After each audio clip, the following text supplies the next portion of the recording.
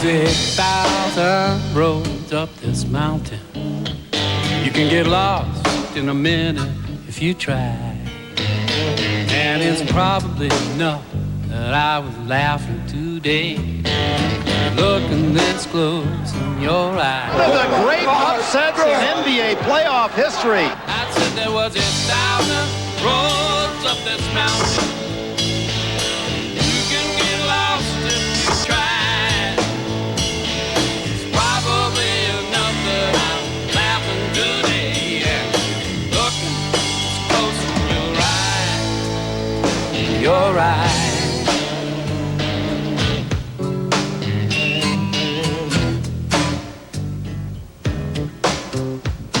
Your eyes.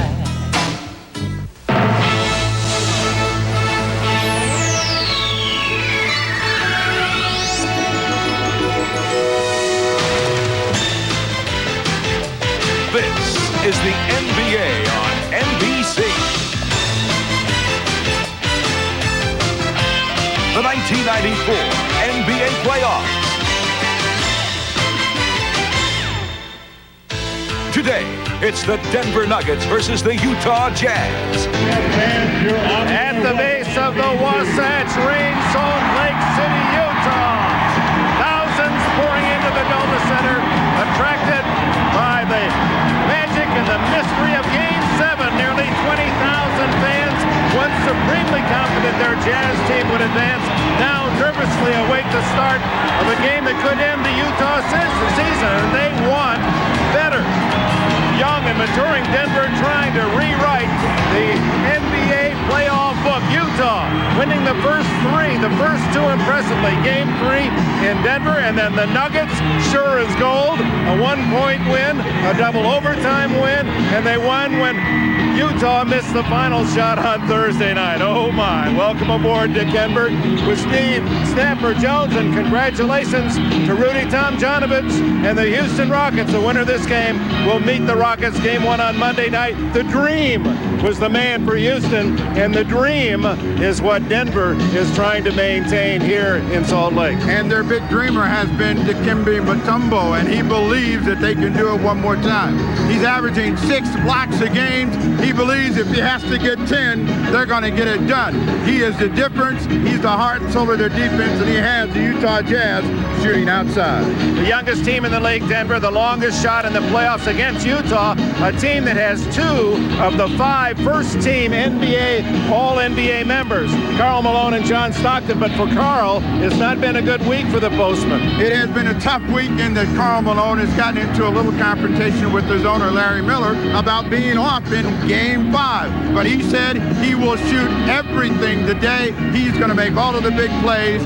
Karl wants to keep the post office open. So here we go. Game 7. Will it be Denver or will it be Utah advancing? Well, it's Game 7, and Denver's brought their magic number 7 from the Broncos. Delta Center in Salt Lake City ready to rock. And now the introduction of the starting lineups in this decisive Game 7. Dan Roberts of the Delta Center. Ladies and gentlemen, welcome to the Delta Center for NBA playoff basketball. This is game number 7 of the Western Conference semifinals. Introducing the starting lineup for the Denver Nuggets. Starting at forward and wearing number 20 at 6'8" from Notre Dame, LaFonso Ellis. Starting forward number 34 at 6'7" from Georgetown, Reggie Williams. The starting center, number 55 at 7'2" from Georgetown, Dikembe Mutombo. On the guard line, wearing number 3 at 6'1" from Louisiana State, Mahmoud Abdul-Rauf. And at guard, number 23 at 6'5" from Virginia, Brian Stiff. The Nuggets are coached by Dan Issel, assisted by Jim Dillon, assisted by Troy Winslow. And now, ladies and gentlemen, our Utah Jazz.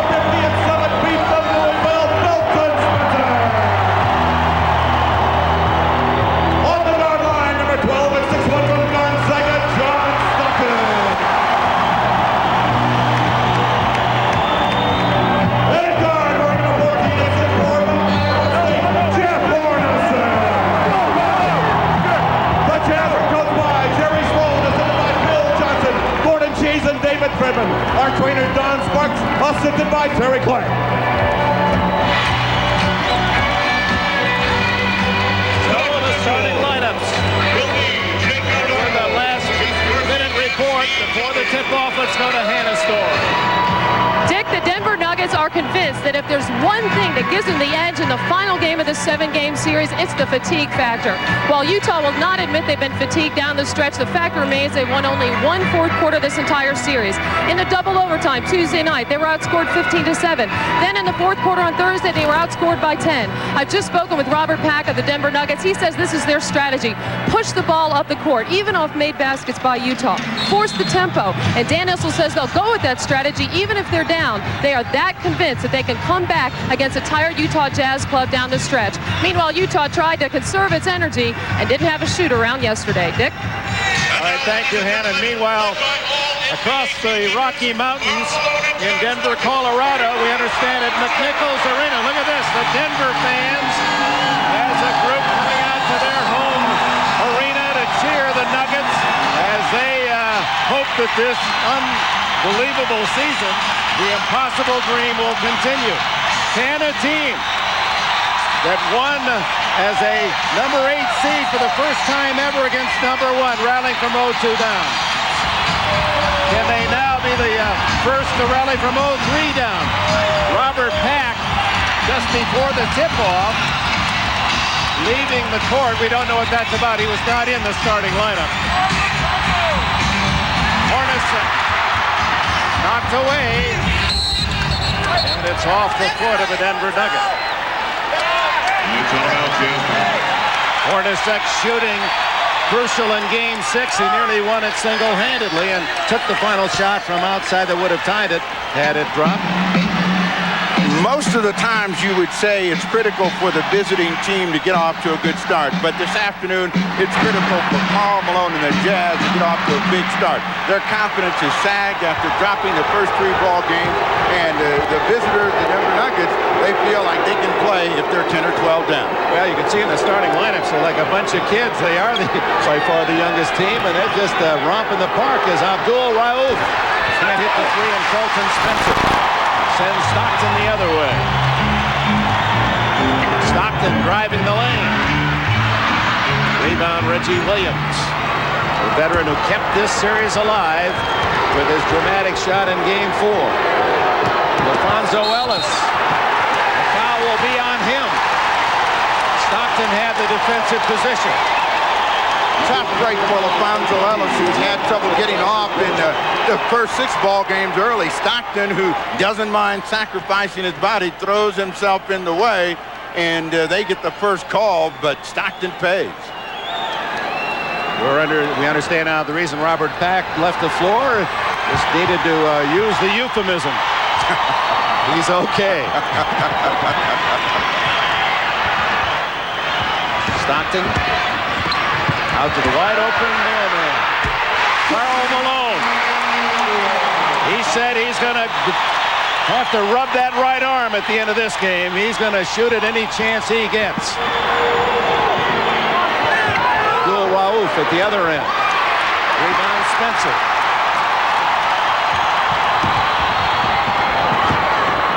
Ty Corbin. He had the big Game 3 a week ago in Denver.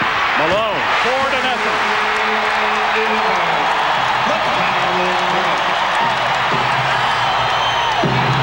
As long as the Nuggets are walking the ball up, the Utah Jazz have control of the ball game. And that's what John Stockton, Jerry Sloan want to see. That gives them a chance to get back in and defend and make Denver a perimeter team. Good defense. Malone came up with it. Stockton. It's out of bounds to the Jazz. Last touch by Abdul Rauf. We know Karl Malone came with more than 1 bullet in his gun today, and he said if he had to fire them all, that's what he's going to do. And this is what Mutombo wants to see, Karl Malone fading away. It's much easier to control Malone and the Jazz when he's playing out on the perimeter.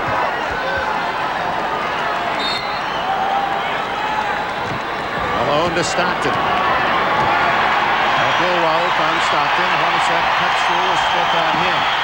Everything they run is for Karl Malone, and he said yesterday he's going to have his hands on the ball quite a bit. He's going to be able to make some decisions, and Mahmoud Abdul Rauf takes one. Spencer got him with an elbow. Offensive foul charge to Felton Spencer is first. Coming through the lane and then trying to come back in and help out. He takes a little short elbow right in the chin. We talked about walking up the ball versus hurrying it. That'll be the difference in the two guards. Abdul Rauf, more patient. He's more the outside shooter. Pack is the hurry-up man. The things that have worked for the Denver Nuggets have been their post-ups with Reggie Williams, LaFonso Ellis, Dikembe Mutombo. When they are just forced to play outside in, they're not nearly as effective. They've yet to get on the scoreboard. Nearly 3 minutes gone. 4-0 and a whistle. Another elbow, and this might be on Mutombo. It is. So personal foul number 55, Dikembe Mutombo is first. Denver's first team. Coming through the lane.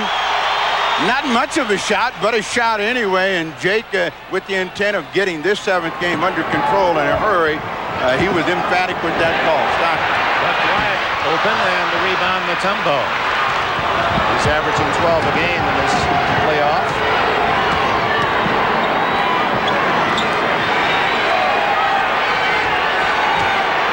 Reggie Williams fires way off the mark, and Spencer loses it out of bounds. The Nuggets cold. Well, that's a sign of adrenaline right there. That ball was way long. These guys are really pumped up, and they're going to have to get a little energy drain here to try to find a mark. And Dan Issel is calmly working Jess Kersey on his sideline. Underneath to Mutombo, and he misses a little tap in, but was fouled by Felton Spencer. And if so, that's his second. This is a good cut to the basket, and Felton Spencer is late and just gets him with that forearm, and that gets Felton Spencer a second personal foul, and Mutombo will go to the line, and this forces a big change for Jerry Sloan. No big body inside. Now they come back with post-up 4 to Dikembe Mutombo against Tom Chambers, who has been struggling. All of the bench for Utah in the last 3 games having trouble contributing offensively.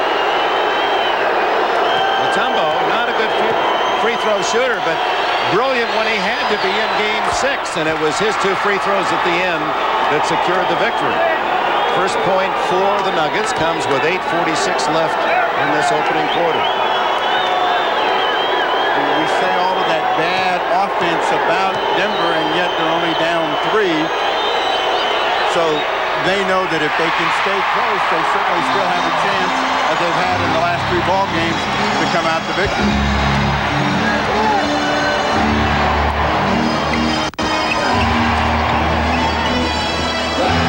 Williams on Hornacek. The pick and roll to Malone. That leaves Chambers open. That hit. Here comes the break 3-on-3, and Williams slows it up. LaFonso Ellis. Way short, gets it back. Abdul Rauf to Stiff. Mutombo. Abdul Rauf into the heavy traffic, and LaFonso Ellis travels. No basket. 0 for 6 are the Nuggets. 4 minutes into the game. Not a basket. Multiple opportunities, and that certainly will make any coach pain with regret that they didn't cash in on an easy scoring opportunity. Ellis realizing that he traveled. And it was Stockton leaving his man to Harris, the shooter, LaFonso Ellis, that forced the travel. Stockton there offensively. Here come the Nuggets. Reggie Williams. They had the numbers but didn't take advantage. Stiff with a strong move has the first basket. 7:41 left in the quarter. A 4-3 game. Meanwhile, Utah not exactly blazing. Well, other than Karl Malone, they haven't been able to get it up and down, so they're going to come back to Karl Malone. 2 for 8 for the Jazz. The 2 makes by the mailman. Hornacek runner not there. Stiff. Stockton almost knocking away, and he forces the turnover. Stockton reaching from behind, and that's 2 plays, the little things you don't see in the box score the next morning that Stockton has delivered. Those are the deflections that Jerry Sloan likes. That's true, but Dan Issel would rather see a mistake in the open court and pushing the ball than not have them looking for that aggressive offensive opportunity. Alone with Mutombo. And a whistle. No shot. Time to Alfonso Ellis, and that's his second. Away from the ball, fighting for position. In Salt Lake in particular, Alfonso Ellis has had a very, very difficult time getting them into the ball game, getting in foul trouble early, and this ball game is no exception, but his replacement has been a huge thorn in the side of his opponents. The Sonics remember him well, and so do these Jazz. Well, the Jazz fans booing Brian Williams because he's been highly critical of Salt Lake City as a cultural and social experience. Chambers, way short. Abdul Rauf. The Jazz have no shot blocking, and the Nuggets ought to be thinking about trying to get that ball to the rim. Abdul Rauf is 0 for 3 from outside. Timeout. 6:40 left in the opening quarter. Welcome back. Salt Lake City. Karl Malone has the only 2 field goals for the Utah Jazz. He says he's ready and he won't be bashful today. If the shot's there for me, I'm not holding back, I'm taking them. So hell, I might go 0 for 20, but I'm shooting them. And that's how we got here. And I'll be damned if I go out any other way. That's how I'm going out if we have to. So I have a job to do, and we're running some plays. I will have the ball a lot tomorrow. We've discussed that, and a lot of plays will come through me, and I have to make decisions off that. Indeed, he is the focal point of the offense for the Utah Jazz. He is carrying him right now. Nobody else can make a shot. They're all afraid of Mutombo. Oh, there's a basket for Hornacek. Goaltending on Mutombo. This one just scandalizes Mutombo. It looks like it's going to come off, and he's ready to grab the rebound, and he gets it just as it's on the cylinder, and it's a deuce. 6-3. The Jazz lead it.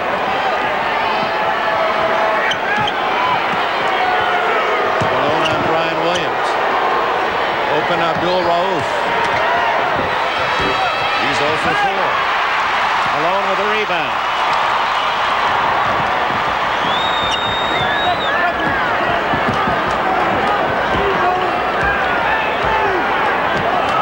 Got a mismatch, and Hornacek wants to try to go against Brian Williams. Did a good job of keeping him outside.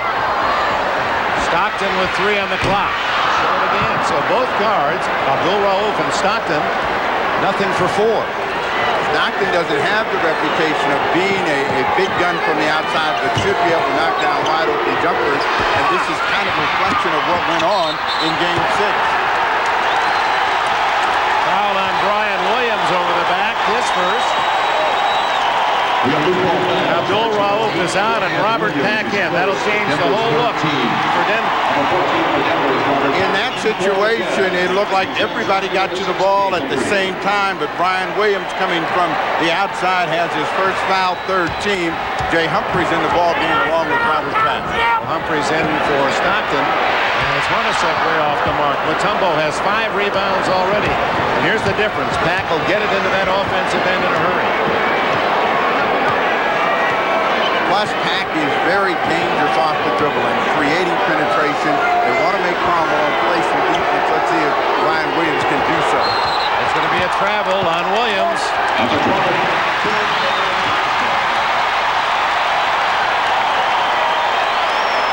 Brian Williams dances as he moves both of his feet before he puts the ball down. Denver has had 5 turnovers here early in the ball game, and I would say that this first period demonstrates the anxiety and the importance for both teams and the ultimate outcome. Over 7 minutes played, we've seen just 4 field goals, and one was on a goaltend. A reach-in foul. Robert Pack. Pack says no, and it looks like he's right. He'll come right in here and tip the ball, but from the angle that Jake O'Donnell saw, looked like he came across the top of the arm. 6-3, a cold start for both sides. 4.5 minutes to go in the quarter, and Malone threw that right into Mutombo. And then the foul on Humphries trying to stop Robert Pack. his first of his second team. First on Humphreys. Karl Malone said he had to make decisions with the ball. This is a very bad one. There's nobody really in the area where he's throwing the ball, and it was a good reaction by Mutombo. I'm trying to throw it through a pine tree. Lots of limbs here. Now the play that works well for them with Chambers against Mutombo is Mutombo down on the box. That's where they're going now. That's a three-pointer for Brian Williams. Reggie Williams, excuse me. Reggie hits the three to tie it at 6. 4 minutes to go, opening quarter. 6-4 Malone.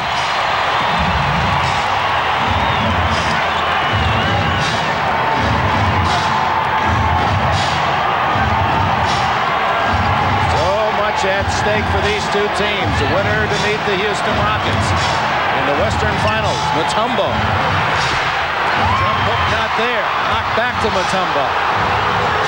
Ryan Schiff was over in the corner and he was calling for the ball. They didn't see him, so they're going to reset. Same play, try to drop the ball back into Mutombo and make the defense of the Jazz react. Chambers, double team, and Reggie for another three. On Chambers. Second release was down court, but Reggie Williams picked him up. Quick play to Malone.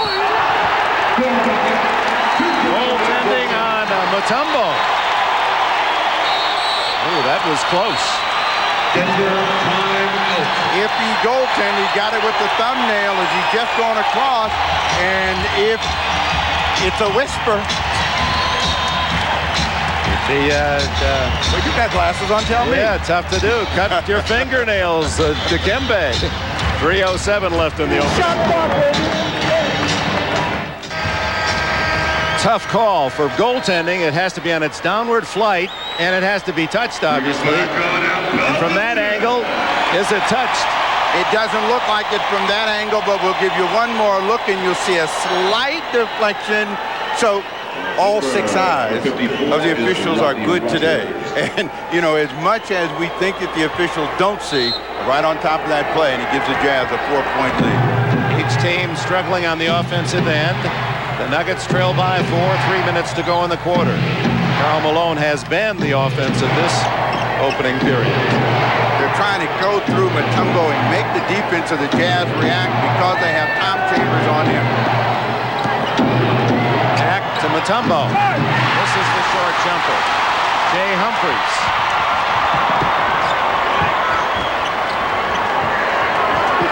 Stockton still on the bench for Utah after a cold start.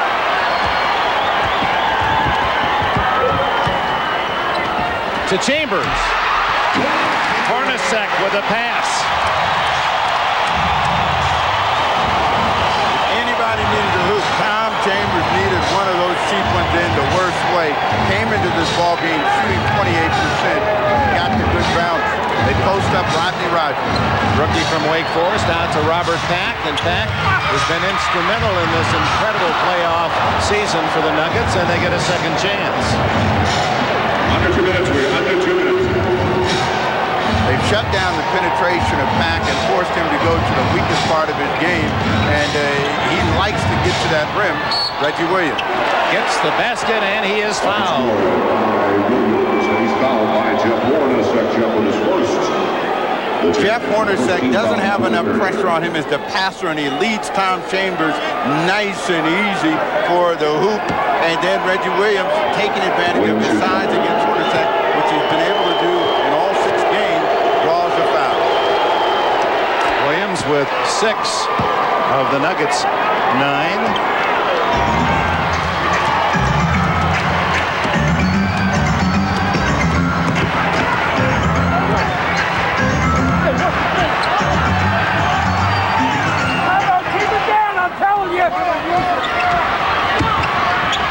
Chambers out to Hornacek. Malone on the side, and Malone! Karl Malone with 10 to lead all scores.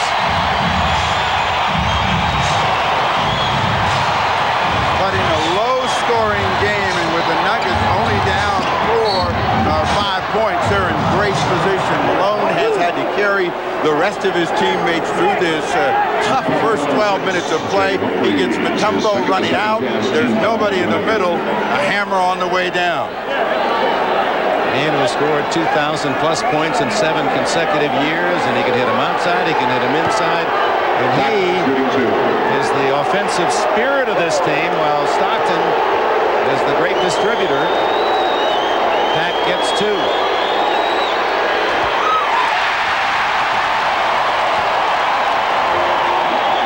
His plastic fingers have become vogue behind the shooter here in the NBA. Looking into something Edgar Allan Poe created. Pack had it for a moment. And Malone and Pack, how are they going to call it?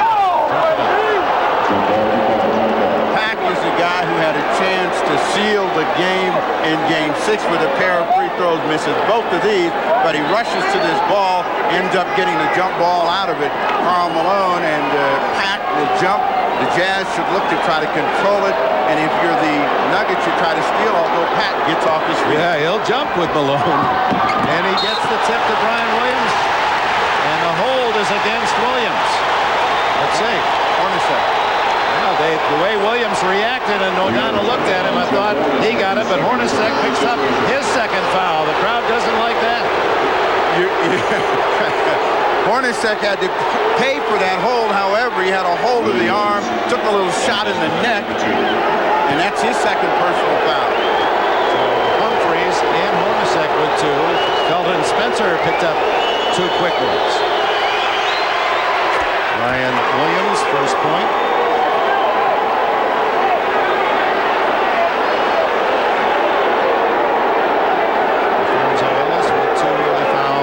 The Nuggets has been resting most of the period.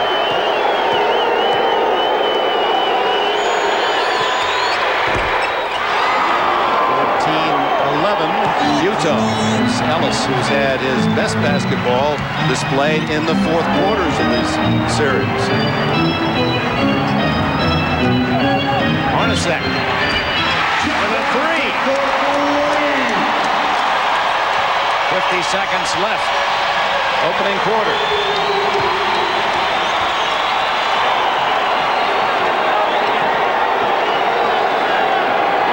This would have been a nightmare period for Dan Issel's Nuggets. 11 points, but Utah unable to take advantage. Rodney Rogers off the mark. Reggie Williams gets it and a foul. Karl Malone. How does Jerry Sloan spell relief? Like to see somebody else other than Karl Malone shooting the basketball and seeing it go in. Hornacek, who really was hot in the third quarter in Game 6, comes up with a big shot. You think Rodney Rogers is going to have a lot to say about this afternoon's game at the offensive end, but the guy that's trying to keep him close right now, Reggie Williams, misses the first free throw. And the foul was on Chambers, not Malone. Chambers picked up the foul.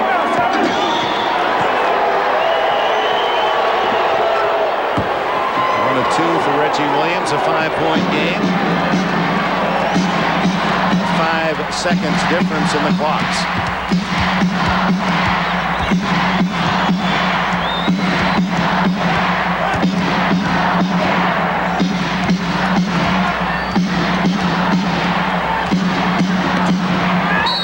It's a 3 and a foul.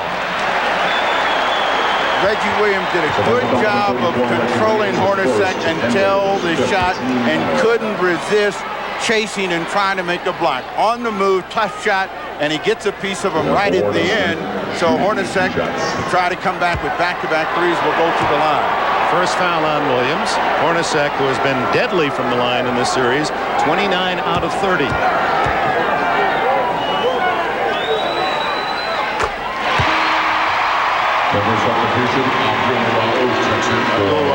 Long-range shooter for Reggie Williams, looking for the last shot. 9.5 seconds to go. John Crotty makes an appearance for the Utah Jazz. Humphrey sits down. They don't want him to pick up another personal. They got 9.5 seconds to go before the first quarter comes to a conclusion. So Sloan thinking of protecting, knowing he's got 36 minutes to play. He may have to use all of his guards this afternoon. Hornacek hits the 2 free throws, a 7-point lead.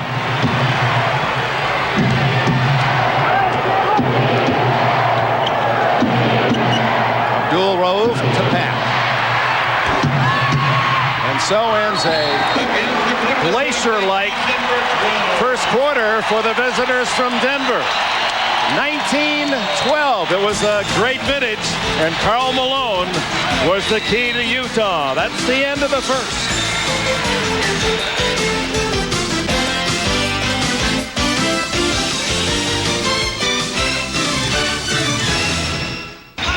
Denver hitting only 3 for 20, 15% in the opening quarter. Let's review the series. Karl Malone, of course, the key.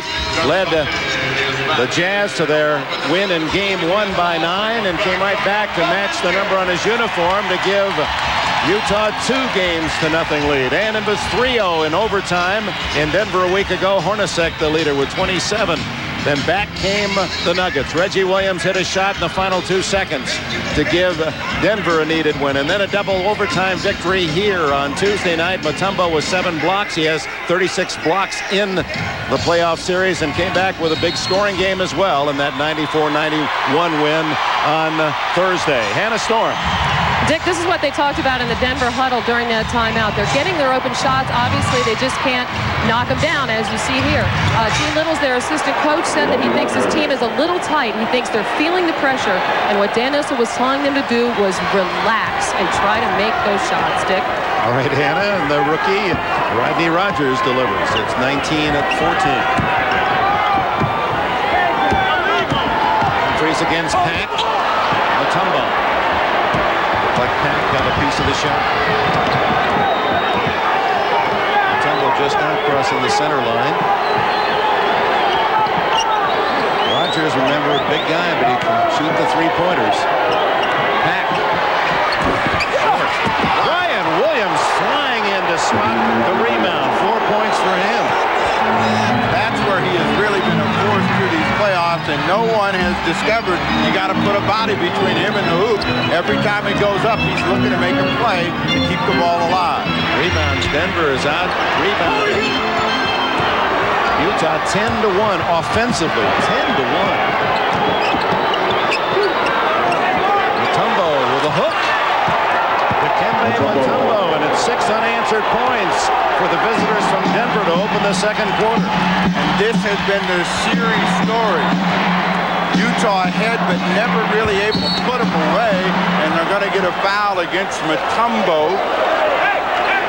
That'll be his second.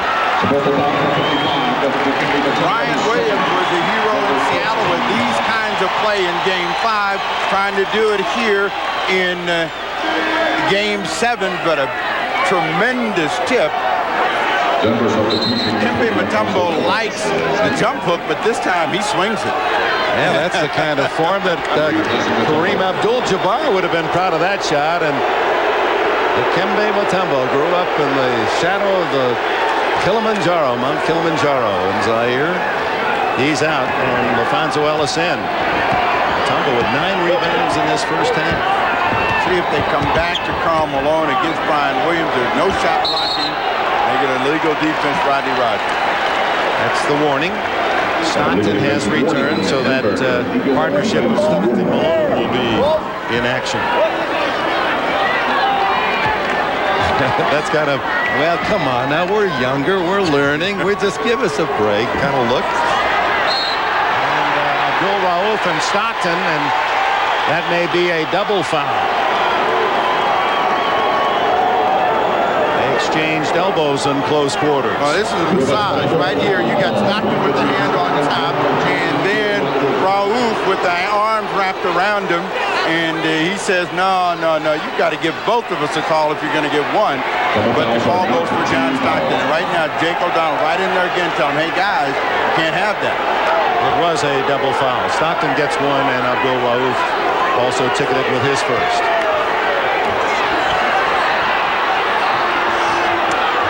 Stockton, it's only 5'11", 175, but pound for pound as feisty as anyone in the league. And it's his total play, and he and Abdul Raouf still going at it. And a technical call this time against Stockton. We now have technical fouls, 1 to John Stockton and 1 to Abdul Raouf. It's going to be a double here as well. Stockton Stockton not having a good series. He's saying, yeah, it's my foul, but listen, I'm not going to take this from you. And Mahmoud is saying, back at you. Meanwhile, 19-18, the Jazz lead. They've not scored here in the second quarter, 2 minutes into this period. Chambers. This is where the pressure becomes so tough for Malone. He's got to make every shot. And he does, and was fouled. Rodney Rogers got him from the backside. Because as they set up this play for Karl Malone, no one else wants to shoot. So he realizes he's got to make something happen, and from the rear, Rodney Rogers gets a piece of him. Malone gets the foul, and they have a three-point attempt for Karl Malone from the line, but it has been all Karl Malone here in the first half of play. Take another look. That makes it 21-18 Utah with 9:52 left in the first half. Welcome back, Karl Malone, 7 times an All-Star, the All-NBA power forward. He has matched Denver in shots made in this first half. 6 for the mailman, 6 for the Nuggets team. Number 3 all-time in playoff scoring. And the 27.3, interestingly, is his exact average in these playoffs. And he's at the line looking for his 13th point. Not totally pleased with what's happened this last week in Game 5 here in Salt Lake City. The owner, Larry Miller, shouted during the course of the game at Jerry Sloan to bench Malone. He was having a bad first half. He was 1 for 8 at the time, and he didn't feel that Karl Malone had showed up to play. And Malone was saying, after all the mail I brought to your house, I didn't show up to play. In his apology, the owner Miller said that he's a fine one to shoot his mouth or criticize me for doing it. Rodney Rogers and a foul. And the owner, Larry Miller, at the suggestion of the NBA office and in his own wisdom, has elected not to be in attendance today after a scramble with a couple of Denver fans. Those are his seats, and Pro Miller advocate, keeping it warm for the next round if. This is a guy with great offensive ability, yet to really strike a match for the Denver Nuggets. The Utah Jazz still remember him for the three-point field goals he made in 9 seconds against them earlier this season. But he can post up David Benoit. That's how he got the foul and gets both of those free throws to drop. 22-20 after a big series against Seattle. Rogers has been quiet against Utah. Stockton and the foul on Abdul Rauf. His second. Stockton a handful. Rauf is a scrapper and trying to be competitive. He was fortunate to make that play one time earlier. Tried it again. This one goes against him. 22-20 in a low-scoring first half here in Salt Lake City. Chambers, LaFonso Ellis with 2 fouls. Got a piece of it. Stockton takes it away. And the basket for David Benoit. Brian Williams with a foul, his second. Brian Williams saying he didn't touch him, but Tom Chambers airs this when Stockton was the only one that knew it was up for grabs. And from the rear, it looks like Brian Williams gets a piece of Benoit as he goes up. Now he has a chance for a 3-point play. Benoit, who has not had a good series, extends the Jazz lead to 5 and waves a kind hand at John Stockton for keeping that one alive.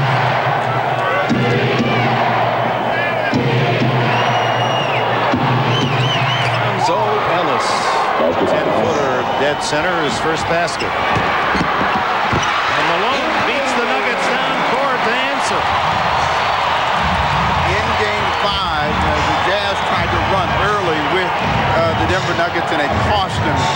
Malone will streak out whenever he can, but as a team, they're not a team that wants to push the tempo of the game consistently. Brian Williams over Tom Chambers. Good job by Ellis on the double team to maintain control. 27-24 the Jazz with 8:19 left in the opening half.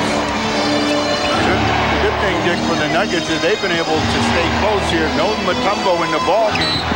They get a foul against Brian Williams. However, on this play trying to come through. Karl Malone acted that out very well. There was a bump all right. Malone staggered out of there. 3 on Brian Williams. How many times over the years have you seen Karl Malone on the front end of a John Stockton pass? He knows if he gets out, he's going to be able to get the ball and finish. And if you're a guy that's defending, you got to always be aware that Malone is going to run the floor. And part of the reward, knowing that your effort is going to be just that, rewarded with a Stockton pass. You can run, be open, but if you don't get the ball, you start thinking twice about that energy spending.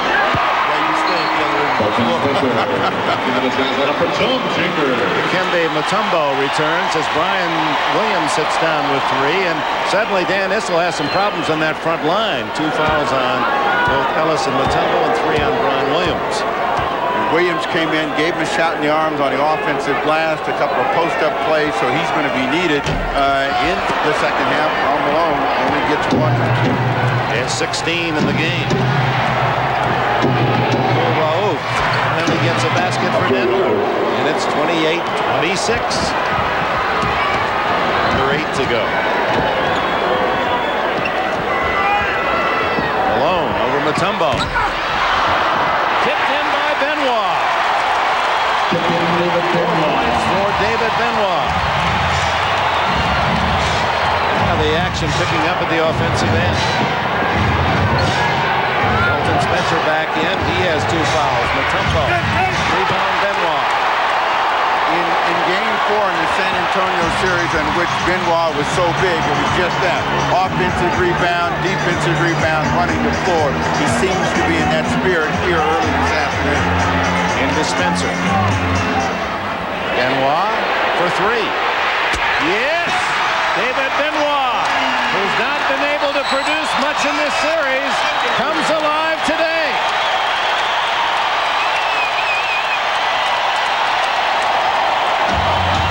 The unknown factor is not Karl Malone. It is David Benoit for the Utah Jazz, and Benoit right there. That one comes out. Benoit, who's had the ability to shoot it deep during his career, but has not cashed at all during this series, comes up big, and his reaction, I'm here today. No points in Game 6, 7 today. Welcome back, and a reminder, tomorrow NBC Sports presents more exciting NBA playoff action. Game 7, the defending world champion Chicago Bulls and their nemesis, the New York Knicks. What a struggle, and who will advance to meet the Indiana Pacers? Larry Brown's team with a nice rest after closing out Atlanta on Thursday night. The only team not to go the full 7 in this semifinal round of the playoffs. The offensive horse is sitting down, and we'll find out whether someone else joins Benoit in this period to be a scoring force for Utah. Alfonso Ellis, dead center. It's 33-28 points for Ellis. But it's David Benoit, who has made only 3 of 23 shots in the last 3 games, and he's 3 for 3. And Chambers blocked by Mutombo. A breakout 3-on-1 to Stiff. And he's fouled by Benoit.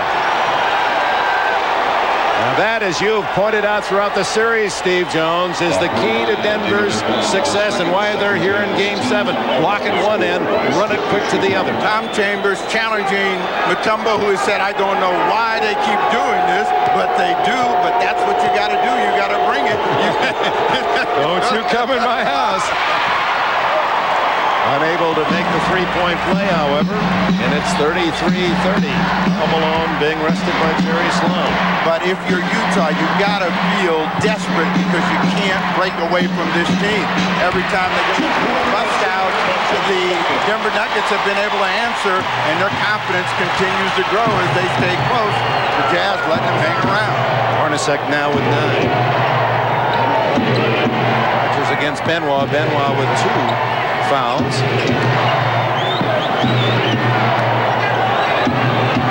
6 on the shot clock. Abdul Raouf.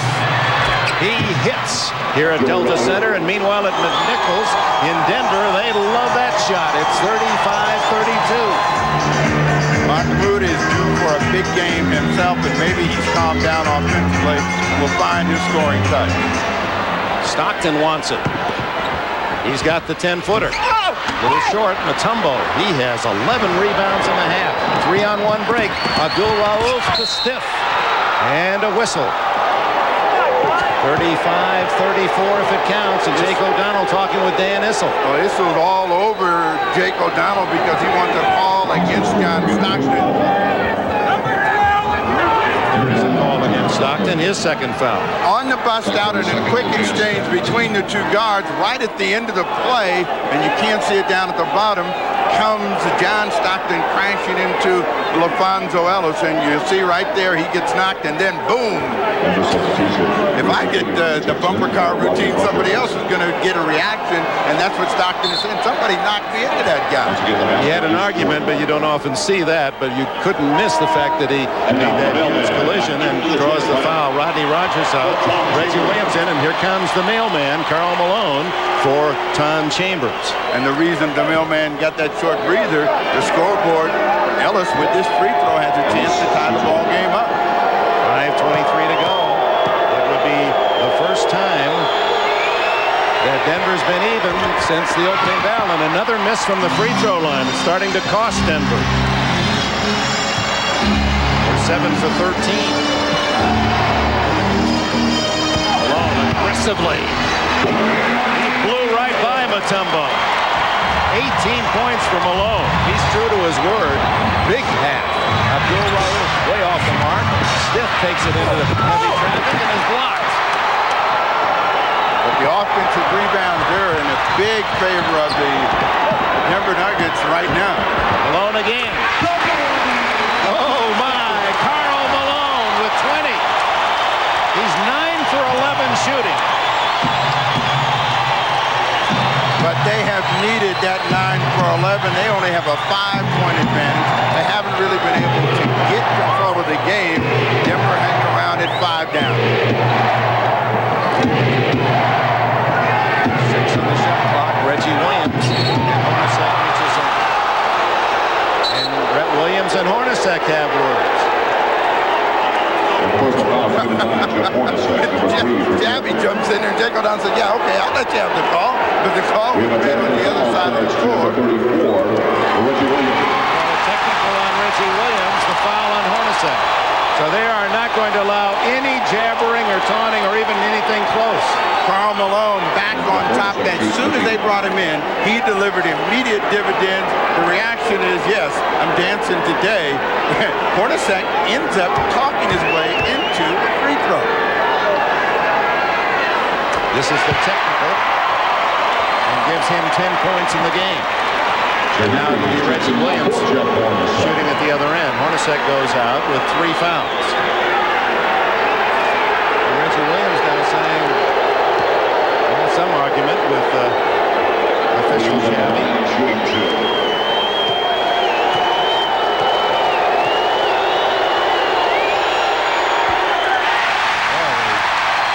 Nuggets shooting only 50% from the line, 7 for 14. As good as they were down the stretch in game 6, they've been that bad this afternoon. See if Reggie converts on this one. 40-35 Utah with 4:20 to go in the half.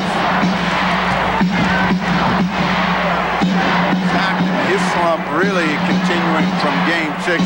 He's yet to get a field goal down. Let's see if they find a way to get him involved. He's over 4. Humphries takes it in. Spencer keeps it alive.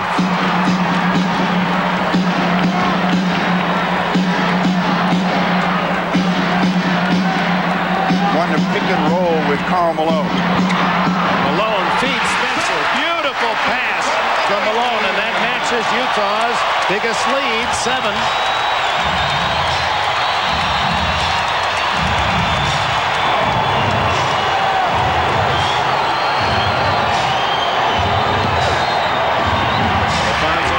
Short, out of bounds to Denver.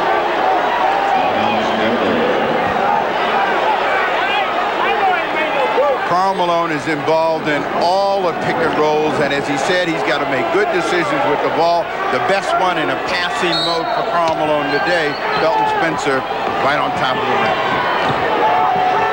Into Mutombo. Alfonso Ellis. Shot over Malone. Mutombo gets it, and he's handled. And if that's Felton Spencer, it's his third. It is not. It's Stockton, his third.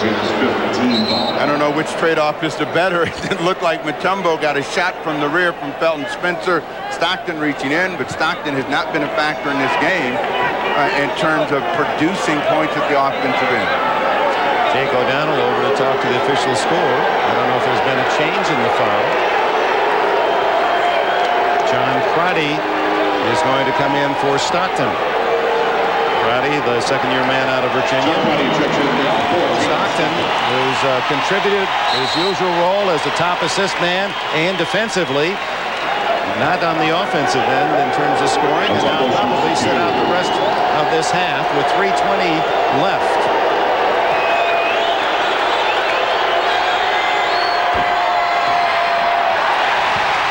And the woes from the line for Denver continue. 8 for 16. Nuggets implies down there in the mine getting some gold, but it's just been fool's gold opportunity thus far. Remains a 7-point lead for the Jazz. Now Crotty running the show. This match here, Abdul Rauf was on Malone and Crotty left alone. Mutombo saves his 13th rebound of the half. Denver has done an excellent job of controlling their defensive glass. When there has been a miss, Utah's only gotten one scoring chance. Abdul Rauf over Crotty, 42-37. 6 points for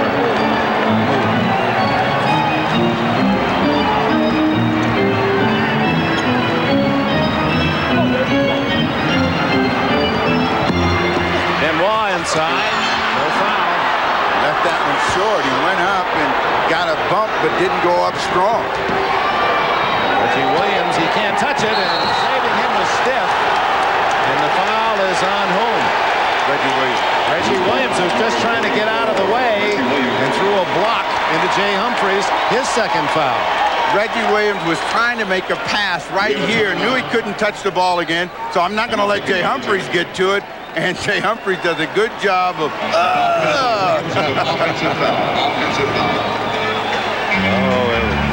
it pays to be theatrical. A 5-point lead, Utah. Hi again, Bob Costas back in New York. Now coming up on the Prudential Halftime Report, we'll bring you highlights of the Houston win over Phoenix in their Game 7. The Rockets won it by 10 and now await the winner of the Denver-Utah game in the Western Conference Final. After the game today, Charles Barkley talked about his future. If it's in a way possible they can repair me medically, surgically, whatever, I will be back. But if they can't, I'm not going to torture myself again. And we'll have more from Barkley at halftime. Back now to Utah to rejoin Dick Enberg and Steve Jones. All right, Bob, Houston the winner by 10. Hakeem Olajuwon, 37 points and 17 rebounds. As we await the MVP balloting, and Olajuwon showing why he thinks he should be the man. Houston beating Phoenix awaits the winner of this one. Will it be Utah or Denver that opens at Houston on Monday night, the Western Finals? But one thing for certain now, the West will bring a new member to the NBA Final Party. Phoenix is out. Robert Pack comes back in the game for Rauf, who was just getting the heater going. He had made his last 3. Spencer works his way free, and Mutombo. See all of those blue jerseys come back, so they're making a concerted effort to keep them at one shot. Less than 2 minutes to go. Robert Pack to Alfonso Ellis. Reggie Williams. And Karl Malone rebounds. He has 6. Body for Stockton, the playmaker. Mike Corbin into Spencer. Working on Alfonso Ellis. Blocked by Mutombo, his second. And a foul on Pack, pushing Malone. The one thing about the youthful Nuggets, they don't recognize control. And when the other player has it, Felton Spencer thought he was in deep. Mutombo reacted to make the save. The ball will come out long, and Robert Pack just keeps chasing, and he keeps chasing the NBA record for blocks. He's going to build and build on it. He's got 2 today to give him 38 total. That's an all-time record. He set the record 31 in just 5 games against Seattle. So Dikembe Mutombo, 69 blocks in the 2-series playoff. Did you see that graphic? 14 rebounds already. 14. Meanwhile, Karl Malone racking up his own numbers. This would be his 22nd point.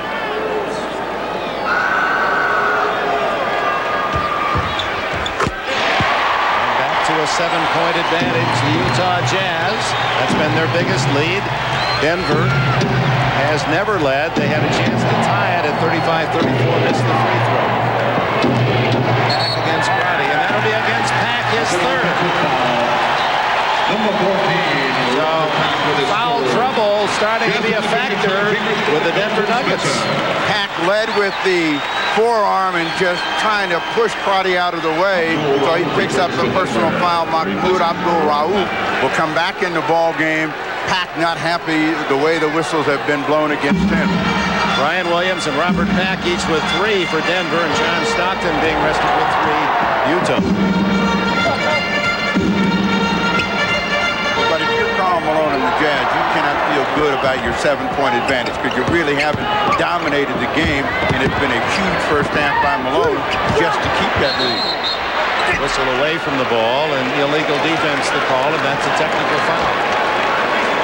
And Jerry Sloan was up shouting in Jake O'Donnell's ear to help him out. Denver, illegal defense the second time, a technical free throw. Mutombo out of position.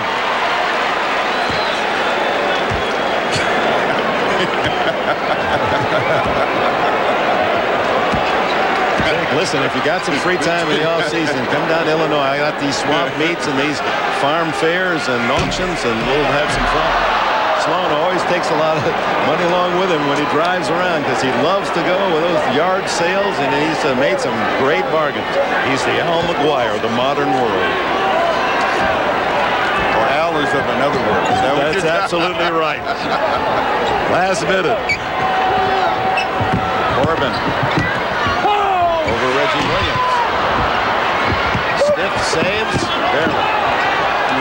You have to look at all of the other offensive players for Utah and say they are all tight. They are not shooting the ball with any kind of freedom. There's a foul on Karl Malone with that swat of his, the quick slap. And it's a very effective defensive weapon, probably best in the entire league at getting the ball while it's down around the waist of an opponent. He's got tremendously quick hands. Of course, opponents feel he fouls a lot, but they're tough to see if he does.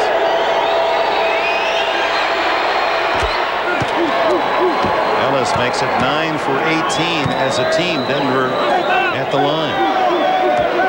Pretty consistent with his regular season average. LaFonso Ellis in his second year out of Notre Dame. And most of the damage that Ellis has done against the Jazz has been in the second half, particularly in the fourth quarter of play. So the points that he's got here early in the ball game, a bonus for Dan Issel. 10 misses, however, for the Nuggets. Chambers from Crotty. And that then will be the biggest lead of the game. 8 points. About a 2-second difference in the clocks at the end of the half.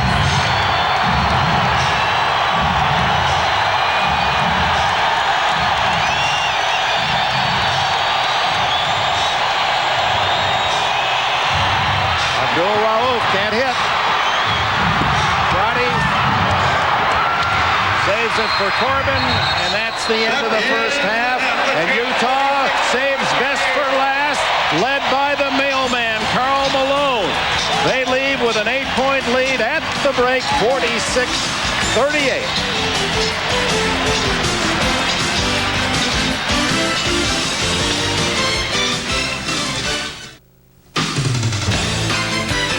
This is the Prudential Halftime Report, brought to you by the Prudential.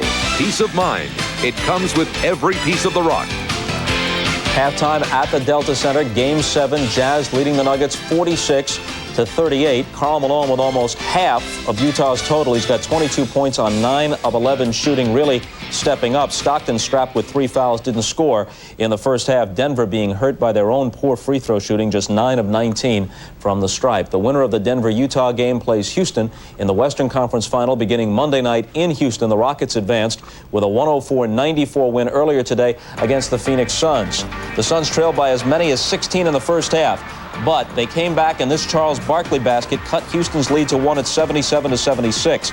Playing hurt as you see him hobbling. Barkley scored 24. Rookie Sam Cassell off the bench with 22, including this three-pointer for Houston. He was a huge factor in their win. And Akeem Olajuwon, after a slow start, proved unstoppable in the second half. 37 points, 17 rebounds. Fouled hard in the closing seconds here by Charles Barkley. At this point, the outcome was already decided. Vernon Maxwell took exception to Barkley's foul on Olajuwon. Pushes and shoves. They were both ejected. Barkley departs. Olajuwon and the Rockets go on against either the Jazz or the Nuggets. And after the game, Barkley talked about his future. Number one, congratulations to the Houston Rockets. I felt like coming into this series, this would be the toughest team we would have to play if we were going to win a championship. And I think the difference today was the home court. Really didn't mean anything in this entire series until the last 3 games. And you got to take your hats off to them. They played a terrific series. And I believe that I think the best team won this series. I am disappointed, but I'm somewhat glad it's over because there's no fun playing in pain. And this is my game plan. I'm going to meet with Dr. Emerson. I'm going to meet with 2 more back specialists, I hope preferably 2 best specialists in the world. And if they can make me better, that's great. If they can't, it's been a great ride, and it's that simple. Leaving the door open at least. A reminder about tomorrow's Game 7 between the Knicks and the Bulls. We'll have it for you with showtime at 3 Eastern Time. Tip-off at 3:30 from the Garden. The conference finals start Monday, and you can see them every night through Friday night with our colleagues on TNT. Then we'll pick up coverage next Saturday through the rest of the conference finals and the finals here on NBC. Up next, after a break, the insiders join the proceedings as we talk about the Eastern Conference picture. That's after this message from Prudential and a word from the NBA.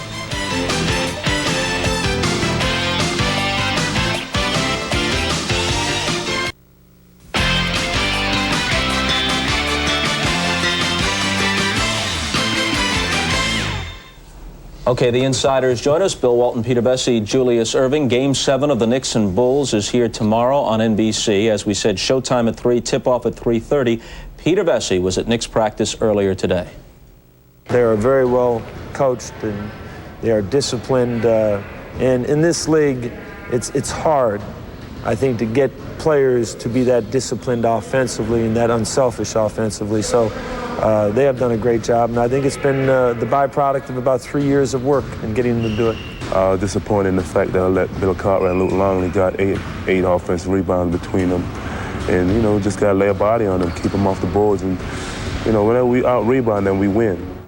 Peter Vesey, as you can see, sporting the sneakers, running around so much at the game last night in Chicago, gets the early morning flight, gets to practice, gets back over to the studio. So you go first. Had no feet problems till I started hanging out with him. Tore my ligaments each year. Bone spurs, stress fractures. I think the key at practice today was the Riley and the Knicks are very upset with the way that Scottie Pippen has been gloating and showboating at them for the series. They're going to try and put a stop to that tomorrow. The other thing was that Derek Harper looks like he'll be starting tomorrow. Charles Oakley told me that, and he also said that he should have started in Game 6. So those are a couple things we can look for.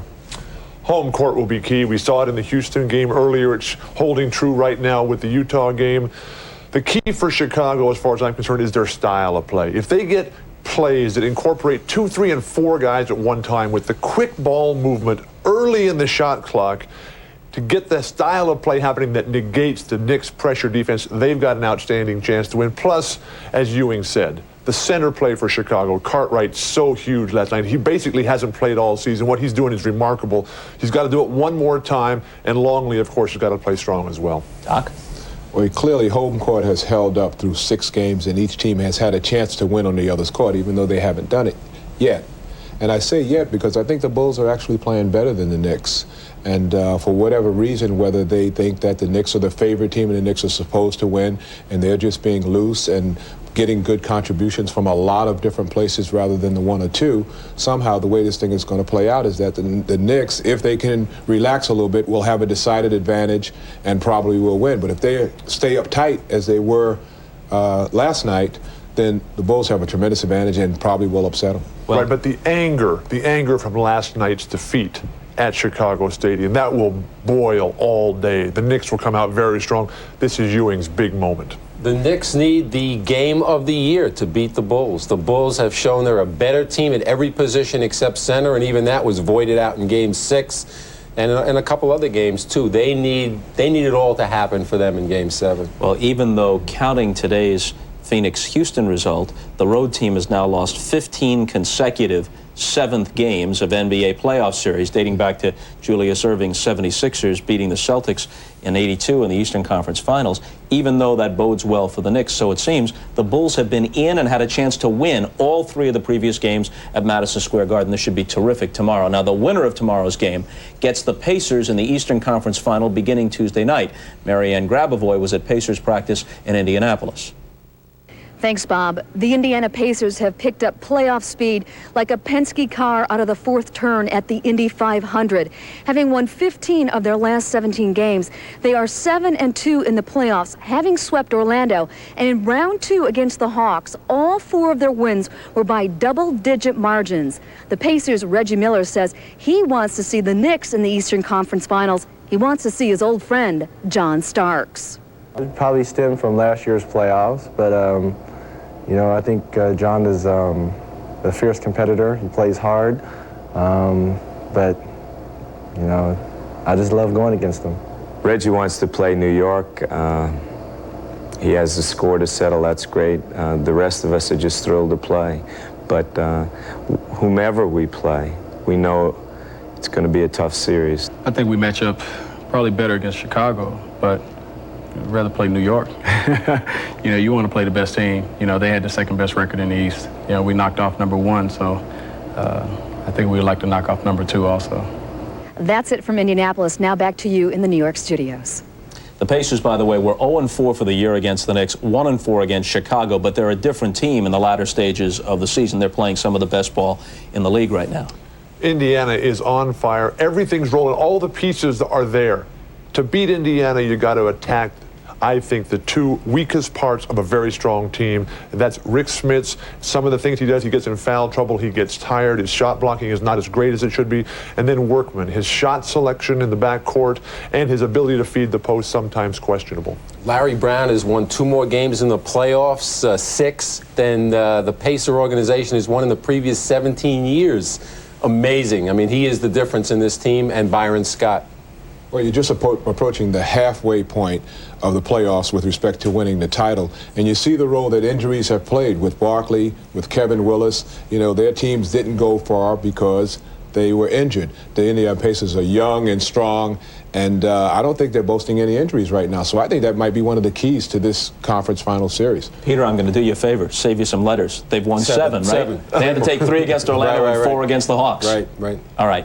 We'll send it back to Utah for the second half. Dick Enberg and Snapper Jones will rejoin you with the Jazz leading the Nuggets by 8 right after these messages from your local station. This has been the Prudential Halftime Report, brought to you by the Prudential. Peace of mind. It comes with every piece of the rock.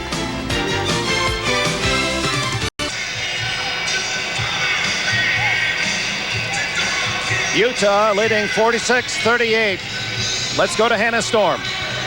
Coach, very similar to Game 5 against Seattle. Your team having some trouble shooting early. Were they tight, or was it just something that Utah's doing on offense? No, I think it was more a case of us being tight because a lot of them were wide open shots. But we shot better in the second quarter, so if we can hang in there till the end, we'll be okay. Any way to get your team some more easy opportunities? You're fond of saying, hey, I can't help it if they're not shooting their jumpers, but... Well, what we're going to do is try to continue to push the basketball. I thought that when we did get out and run, we did get some easy opportunities, easy baskets. We have to do more of that in the second half. Do you think your team has relaxed at this point? What's their mental and emotional state right now? No, I don't think they relaxed. We keep coming back. We're going to be all right. But I think at the beginning of this game, they were a little too tight. You're within 8 points. Are you pleased? yeah, if we can find a way to make Carl miss a few shots, we'll be okay. Got any magic left, Coach? I hope so, Hannah. I hope so. All right, good luck in the second half. Dick? All right, Hannah, and magic is what the Nuggets need. No team ever in playoff history has gone from 0-3 to win a playoff series, a 7-game series. And it's only happened once to even get to the 7th before Denver, and that was 43 years ago. So all the odds seem to be in favor of the Utah Jazz, and they have an 8-point lead as well. You know what they also say in sport, the longer the streak, the greater the chances are that it's going to get busted. These guys don't know anything about 43 years ago. So all they know is about today, and they think they got a chance, and they're close because they have shot the ball very, very poorly, and yet they're within 8. And if you don't have Karl Malone doing that kind of business, the Denver Nuggets, they could be on top at half. These are the Miller Genuine Draft halftime statistics, and on the defensive side, Dikembe Mutombo with 14 rebounds and 3 points as the Nuggets have out-rebounded the Utah Jazz, but they've had trouble at the line. 9 for 19 free throw shooting, or they'd be right there with Utah. Second half coming up.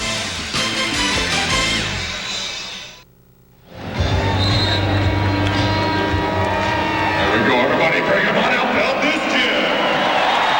Welcome back. We're ready for the second half, and a reminder again, the home court advantage in Game 7 with Houston beating Phoenix today. 15 straight times the home team has won Game 7, leading scores. No one in double figures for the Nuggets. Reggie Williams with 8. And Karl Malone carrying the weight of these playoffs and his great 9-year career in the NBA on his broad shoulders with a big half, 22 points as we go into the second half. Raouf, Reggie Williams, Dikembe Mutombo, Stiff, and Ellis the same five that started for Denver. It's Corbin, Stockton, Spencer, Malone, and Hornacek for Utah. Mutombo way out of his range, and Malone has the rebound. Mutombo had to take a shot against the clock, and he looked up and saw it was down to 4, so he aired it out. But they haven't really been very successful in their half-court sets so far here in this first 2 quarters of play and at the start of the third. Stockton playing with 3 fouls. Hornacek gets the roll. First time that either team's had a 10-point lead. In fact, Utah has never had the lead. 12 for Hornacek. In case you're wondering, Denver has not had the lead. Just looking back 2 weeks ago in Seattle, the score at halftime then was 44-41 Seattle. Denver rallying to finally win it in overtime. Mutombo right over the top, misses everything, comes out to Abdul Raouf, and he scores. Opportunity baskets is what they have been thriving off of, and that was another one because Mutombo just overlaid one from about a foot away. Stockton. His first basket of the game.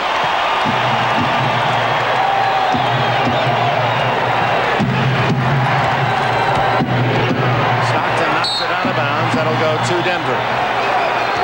Stockton has been struggling since Game 6 late, where he was not shooting the basketball, has not shot it well here this afternoon, but gets set when they go in, and comes out very aggressive after seeing the ball go in the basket. 14 on the shot clock as they get set up. Knocked away by Stockton, recovered by Stiff with 7. Reggie Williams for 3. And another chance for the Nuggets. Stiff. Won't fall. Spencer. And here come the Jazz with a 10-point lead.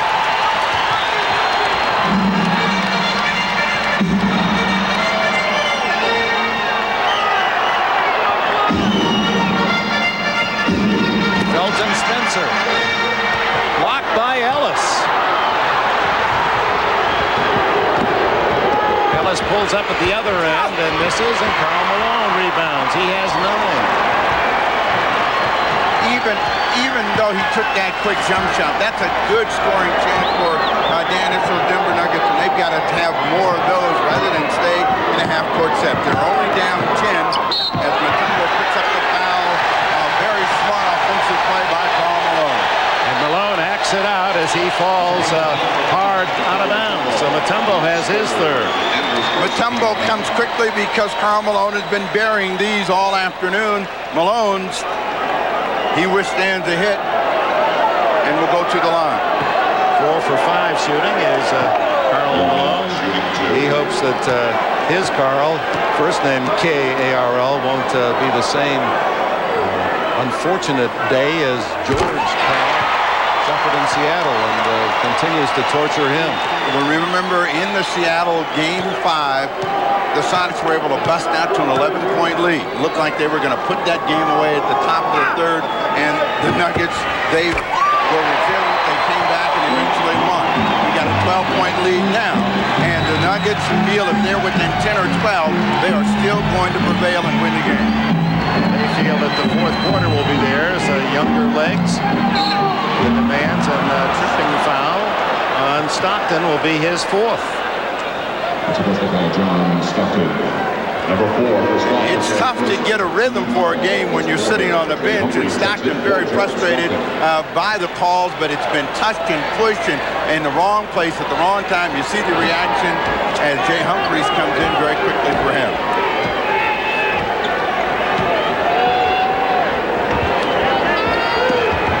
Ellis, Smith able to squeak in for the rebound and then loses it out of bounds.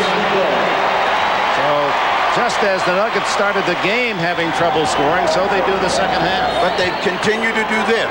Try to keep the ball alive. Give themselves second, third opportunities. He dribbles that one off his foot. Jay Humphries in the game, and Mahmoud Abdul-Rauf has got to think about attacking him. He's got a bad leg and really hasn't performed well in the series. Hornacek, Reggie Williams with a rebound and a foul. Not getting up is LaFonso Ellis.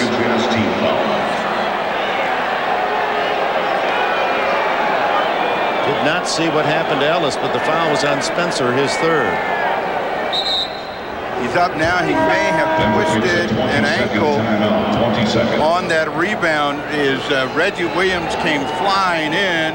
He goes up for the ball and comes down, and it looked like either the ankle or the knee buckled, and he is writhing in pain. He comes down on the foot of Felton Spencer. The left ankle turns as he landed on Spencer's foot. He's able to walk gingerly off the court. That's a very good sign. I mean, he's walking fairly strongly on that ankle. What they'll probably do is try to get some more tape on it and get him back in the ball game. Nice that down. Brian Williams replaces Ellis.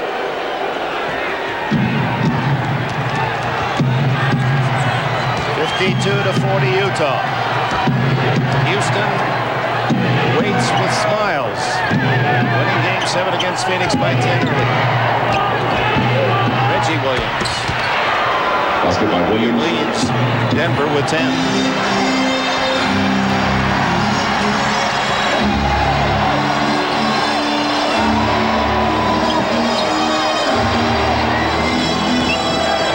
Over Brian Williams. Short. Jay Humphries gets it back to Hornacek. Malone wanted it. He's got it. What a game for Malone. The All-Pro has 26.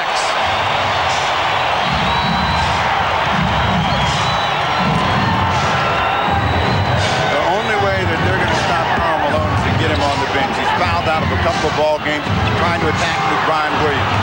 Mutombo able to knock home the second chance. He has 5 points.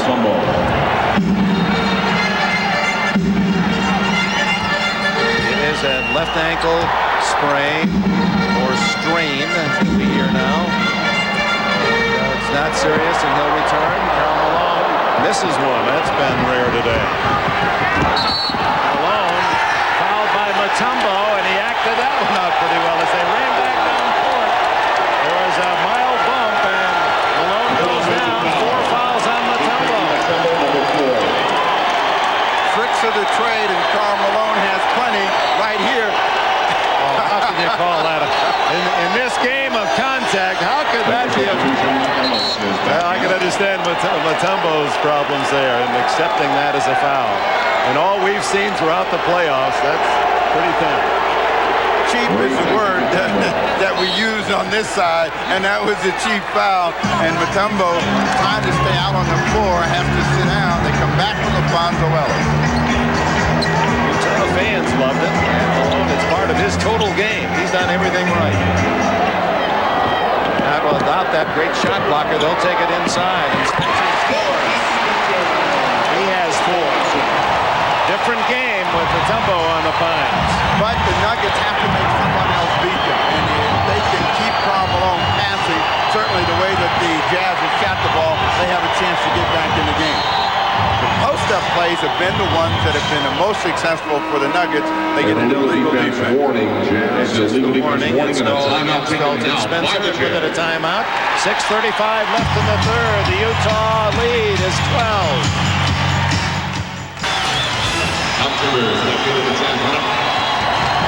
Dikembe Mutombo, 5 points and 15 rebounds, a couple of block shots, but also 4 fouls. And here is the 4th. They're running down court away from the ball, and well, they're a little push, and Malone got that slide down. He does, but he got right in the way of Dikembe Mutombo. Now the rule is you got to let the offensive player at least have a place to run. If the call should have gone anywhere, it should have gone against Karl Malone and the Utah Jazz. 12-point game.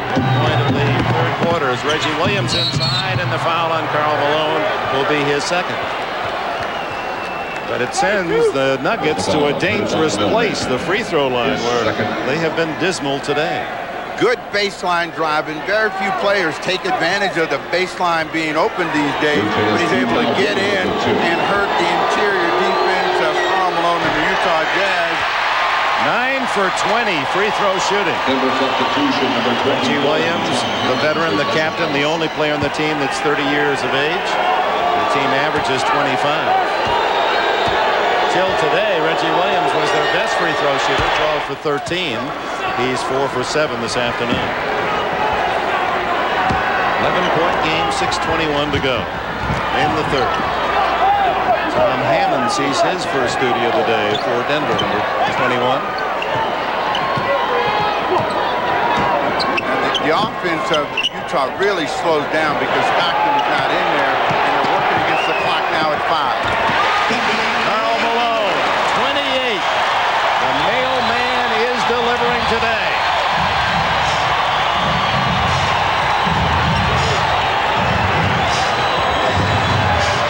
The Denver defense now has to force somebody else to score the ball while they find an offensive hero themselves.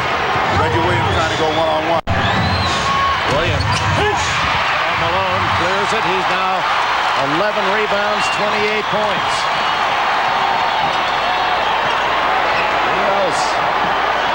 What a pass to Corbin.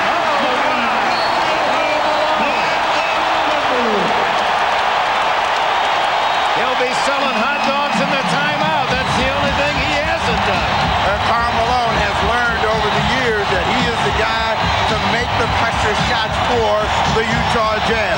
Today, he said, I relish the 7th game and all the responsibilities that go with it. Pounds that big fat chest and says, I am the man and I will make all of the plays. And a no-look, easy 2 for Ty Corbin. He is bailing them out this afternoon. He may not have been happy earlier in the week, but he's making a lot of folks joyous now. It used to be the New Orleans Jazz and a product of Louisiana. Karl Malone has got it jazzed up here at the Delta Center. In the series, averaging 26. He has 28 points, and we still have over 5 minutes remaining in the third quarter. Plus 3 assists and 1 block shot. A 15-point lead for the Jazz in the third. Now, what the Nuggets need to try to do is stay close. They want to cut this game back down to single digits by the end of the third quarter of play, and they've got to find one play that will work for them at the offensive end. In previous series, it's been a post-up play. They tried it for Brian Williams. He picks up a foul. Reggie Williams comes out. Robert Pack will come into the game. So they're going small, but they've got Rodney Rogers up front with Tom Hammond. Corbin committed the foul, his first. Each team with 14 fouls now, so they'll be at the line the rest of the way. in this quarter. Pack has not scored in the game. Ryan Williams, heavy traffic, and makes a tough 5-footer. He has 8. They know they can get a shot against Tom Chambers. That's why Hornacek had to come over to the double team. So who's ever guarding Hornacek should be thinking about going to the hoop. Oh, bad pass by Corbin, but it was deflected by Rodney Rogers. Ryan Williams has the ability to post up, turned in face, and really worked hard to get this one, but a good, strong effort produces 2 out of the half. Hornacek gets the 2 at the other end. He has 14. Again, a 15-point bulge for Utah. Hammond's trying to post up, and this has been a play that's been effective, but he couldn't control Ty Corbin. Corbin stole it. Corbin at the other end. Scores! Utah by 17.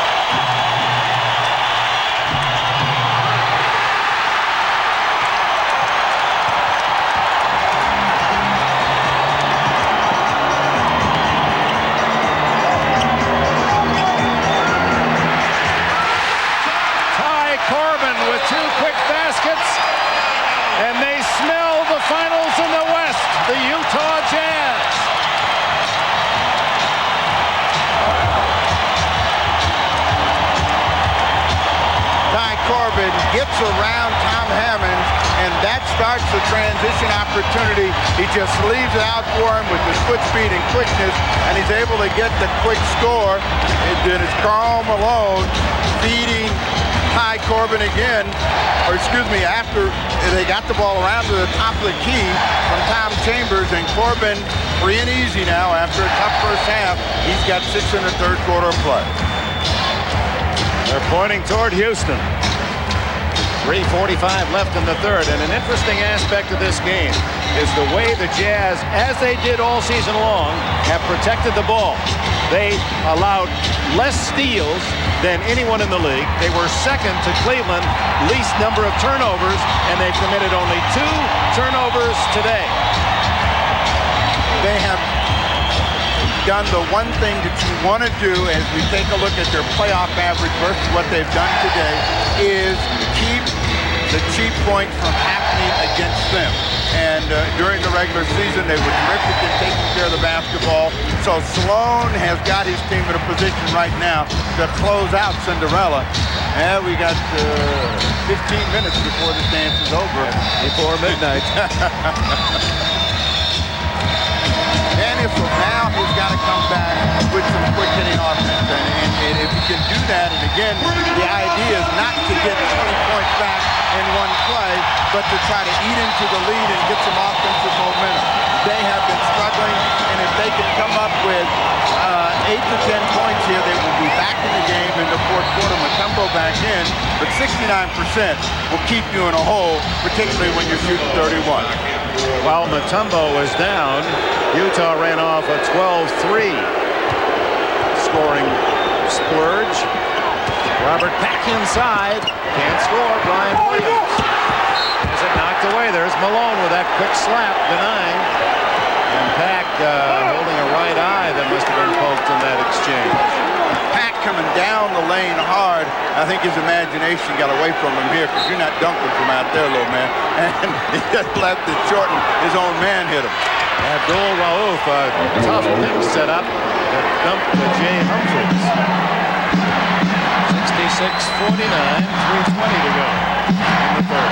Denver has been resilient defensively, and they're going to have to do it now. They're going to have to shut down Karl Malone and the Jazz for the next 3-12. There's Malone, another assist and a foul. Jay Humphries gets the basket. Abdul Rauf the foul, number 3. What makes this play give and go. If you cut to the basket, the defense has to respect that. And that's what Karl Malone is doing. He's making them respect cutters. You come down the lane, the middle is open because Mutombo is out guarding him. You got 2. And that's what Mahmoud Raul is saying. coach, and he's saying, hey, somebody's got to be back there. Humphrey's first points of the game. 3-point play to give Utah a 20-point edge. 3 minutes to go in the third. Chambers all over. Mutombo picks up the foul. His second. Dikembe Mutombo, and it's not as simple as that, his name. He has actually 8 names. Dikembe, a nickname given to him. He was born a very weak child. He was in the hospital the first 6 months of his life. Too soft a body, too soft, his family said. So Dikembe translates banana, soft as a banana. Mutombo, the name of his village. Tom Chambers did not think so. And he's pushing and shoving, and Jake O'Donnell wanted to make sure there were no extra exchanges. Stayed in front of Mutombo, let him cool off, and let's see how he does with these opportunities at the line. He's now 2 for 5 free throw shooting. The series points up. His blocks way up, averaging 6 blocks a game in this series. And hits both free throws.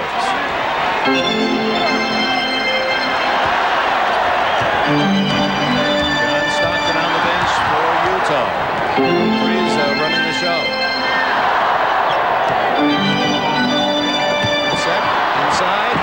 Jeff Hornacek, the man acquired after the All-Star break from Philadelphia, chipping in with 16. He's a key cog in Utah's thrust toward the Western Finals. Reggie Williams for Trey off the rim, and Brian Williams to Pat. Brian Williams, 71-53 Utah, 10 for Brian. See if they can get some stops, because right now it's been very easy for the Utah Jazz to score. That's why they busted the game open. They got to make the rest of the Jazz tentative at the offensive end. They have not been able to close down Karl Malone. 5 on the clock. Hornacek takes it in deep again. Brian Williams to Pack. The Energizer, Robert Pack, takes it all the way in. Oh, he has that good look-off move on the dribble, and then he sees a little daylight, and like a good halfback slashing off guard and tackle, makes the play. But with that dance to daylight, he gets his first 2 of the afternoon. Minute and a half left in the third. Into Malone. Way off on that one. Look how quickly Pack has it in the offensive end. And scores again. 2 in a row. And the lead cut to 14. 6 unanswered by Denver. See how quickly you can get back in the game. They're now back in touch. And if they can get one more stop and a score, they're within 12 and possibly 10 before the quarter concludes. Inside to Chambers. Ty Corbin. Corbin, who had that great start a week ago in Game 3, that was key in Utah winning in overtime. He had 19 in that ball game, was free and easy until he started posting him up. Rodney Rogers has to do that and make him a defensive liability. Reggie Williams 2, and Williams leads Denver with 13.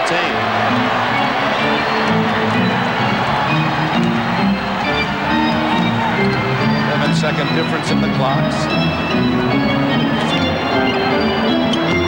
Outside. Oh, it's going to be a block against Denver as Malone crashes into Reggie Williams, who picks up the foul. Number 3. Reggie Williams, number 3. The toughest part about trying to make a comeback is that everything has to go right for you. Otherwise, you see your opponent going to the line. Karl Malone gets a good, quick first step by Mutombo. They try to collapse, but nobody's really set in their position, so the call goes against Reggie Williams and the Nuggets. Third personal, third team, but Malone has been the man this afternoon, and Issel understands that. And if they're going to get any kind of a run, they've got to get the ball out of his hands and make some other people shoot. Malone 6 for 8 now from the line. He sights in, looking for his 29th. His partner in offensive excellence, watching as a spectator much of this third quarter. 15-point lead, Utah. Shot clock is off.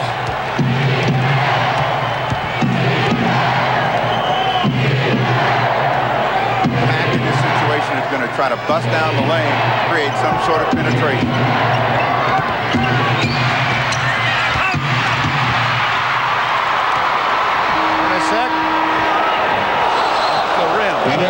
Doesn't matter where he is on the court. He's always close. And Utah with a tremendous burst in the third with a man at the whip.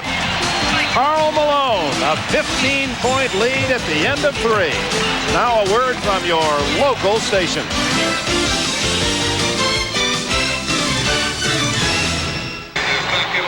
15-point lead for the Jazz. NBC presenting NBA and unlimited expenses during the playoffs. Last week we had the Gorilla in Phoenix.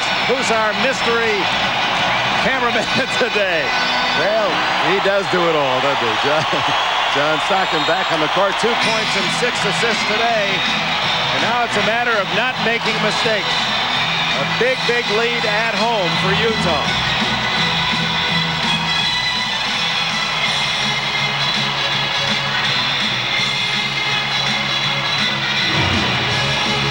Alone with 5. Rattles out, and Reggie Williams has it for Denver, and Pack on the run. He beat his entire team down court. They want to come inside to Mutombo. Again, the post-up play has been the most effective one for them. Alfonso Ellis. Stockton with a rebound. Karl Malone at the other end with both palms facing the floor as if to say, hey, slow it down, no hurry here, let's burn up as much clock as we can. There's plenty of time in the game, and the Utah Jazz can't become a stagnant team at the offensive end, so they've got to still try to stay in the attack mode. Mutombo with a rebound on the miss by Spencer. 16 boards for Mutombo.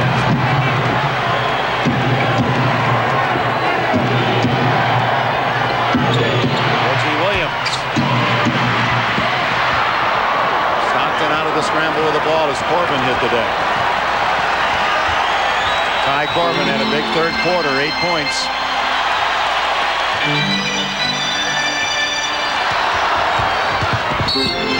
And Pack trying to cut off the drive of Stockton, picks up the foul, his 4th. Dan Issel, who, as everyone knows, a big lover of thoroughbreds, growing up in Kentucky and going to school there and owning a race farm himself. He picked Bloomin' Affair in the Preakness, and it has been a bloomin' affair for these young Denver Nuggets. Well, he was wrong. Preakness was won today by Tabasco Cat, Kentucky Derby winner Gopher Jim 2nd and Concern 3rd. So maybe that's a symbol of the day. The Bloomin' Affair didn't get on the board at Pimlico, and it's going to take a real miracle now for this wonderful playoff life of Denver to continue. They need to have some pressure on the basketball and make the Jazz shoot the ball under pressure from the outside. They haven't given up a lot of offensive rebound, but Felton Spencer comes up with a big catch and throw back out. No scoring yet. We played over 2 minutes of the 4th quarter.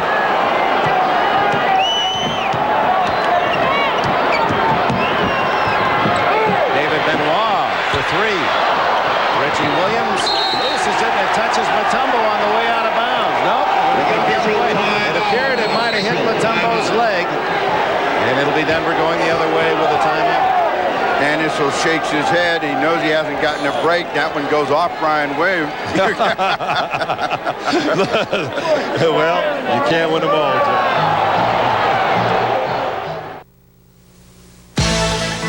Miller Genuine Draft presents Genuine Moments. Today's Miller Genuine Draft Genuine Moment takes us back 10 years to the 1984 Western Conference first round. Utah Jazz making their first appearance in the playoff, pushed to the limit by Dan Issel and the Denver Nuggets. But the Nuggets defeated in 5 games as number 4, Adrian Dantley, led the Jazz as he poured in 30 points, 12 rebounds. In recognition of this moment, Miller Genuine Draft donates $1,000 to the Thurgood Marshall Scholarship Fund. Dan Issel's team winning 6 games at the verge of elimination. That's an all-time playoff record. And if they're to keep that going, they've got to have Reggie and the Miracles do something good. They get a call against Jay Humphreys to try to get it started. Facing elimination in these playoffs 6 times, 3 against Seattle, 3 to deny Utah until this one. Phoenix in '93 had 5. Reggie Williams at the line looking for the first point by either team in this fourth quarter, and it took 2 minutes and 33 seconds to score. LaFonso Ellis has been huge for the Nuggets in the fourth quarter of play, and they gave him a chance to try to get them something. That ankle perhaps bothered him still, so he's down. So they've got to find another big force. Reggie has been 50% from the line this afternoon. Stockton, beautiful pass to Felton Spencer. And a foul. Spencer almost ripping down the backboard. Reggie Williams has his fourth. Stockton, with no pressure on him, has the ability to see people cutting to the lane. Not much contact there, but the foul goes against Reggie on the way up as he got the arm closest to the basket. Felton Spencer. And the lead is back to 17. Denver, almost 3 minutes without a field goal to open the fourth quarter. We come back to Reggie Williams. They don't have the great outside shooter. The only one on the roster is Abdul Rauf, and a steal by Malone. It's going to be quite a portfolio. He gives us a smile as he jogs back on defense. He knows he's good today, and he promised he would be. Jump ball. Benoit tied up. Brian Williams will jump it with him. The boos cascade down. Those here at the Delta Center felt that Brian Williams came over the top, but they reached the ball at the same time. Benoit bringing it down. The officials call a jump ball. Robert Pack, he's the fastest and gives it to Stiff. And what a play by Jay Humphreys. A foul is called. Humphreys seemed to make the good deny, but got a hand on the wrist apparently of Stiff. Pack on a bust out, and they come across, and it looked like he got the ball clean, but the Nuggets, they've needed a break. Maybe this is the one that'll get them started the other way. Stiff with only 6 points in the game. And at the second point of the quarter. 8.5 minutes left as Hornacek returns and Humphreys out. Stiff with a deuce. It's a 15-point lead for Utah. The Nuggets are not yet at the point of no return in getting back into this game, but they really have to be able to force some turnovers and stop them from scoring close. Off the miss by Felton Spencer. 17 boards now from the top. And there's the charge against Pack as Hornacek goes down. And the Nuggets feel like they're just not getting anything. That's a home court advantage. The home team falls down, and there's contact, and you're going to get a foul. Stockton appeared to be moving into Pack, not establishing. He had not really established position, but that's a moot point. 5 on Robert Pack. Stockton taking a chance himself with 4 personals.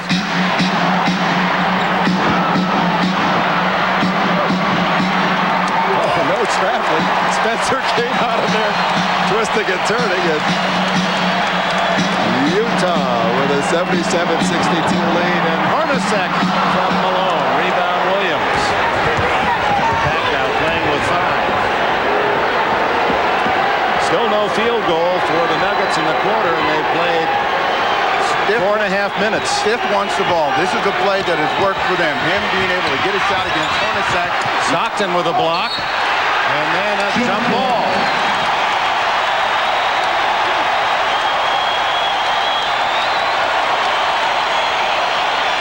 stiff right here. He thought he was going to be able to overpower him, but it was a big play by Stockton from the rear. He got it back, and it's Felton Spencer who tied him up.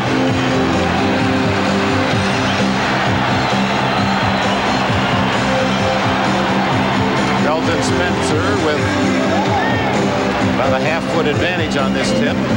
But Stiff able to bat it out to Reggie Williams. The Nuggets opening the game had great difficulty in scoring, and so it is here in the fourth quarter. And Mutombo throws it away as Pack gets knocked down. The pass goes right to Benoit. And Issel's wondering, will I get a whistle? Yeah, he's saying the Lucky Brown suit has run out.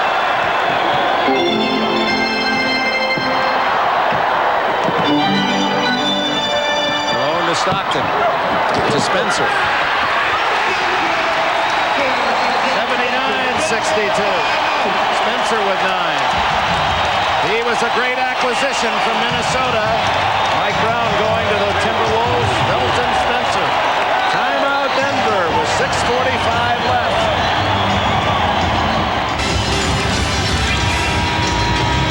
Welcome back to Salt Lake City. Here's that play where Pack went down and Mutombo tried to pass to a man who was not there. Well, Robert Grant right here kind of put him in a box, and you'll end up down here. Watch the foot of Karl Malone as we let it clear. Now suddenly, he's down. Mutombo pleading his case with Steve Javy, but to no avail. Meanwhile, the Jazz fans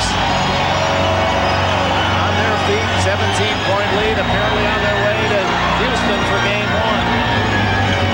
Abdul Rauf for 3.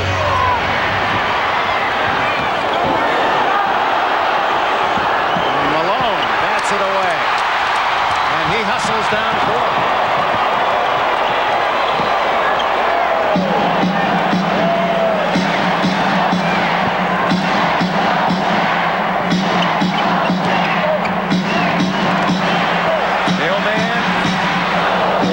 Time perhaps, and Pack gets it in the corner and Spencer bumps him, and that has to be a foul.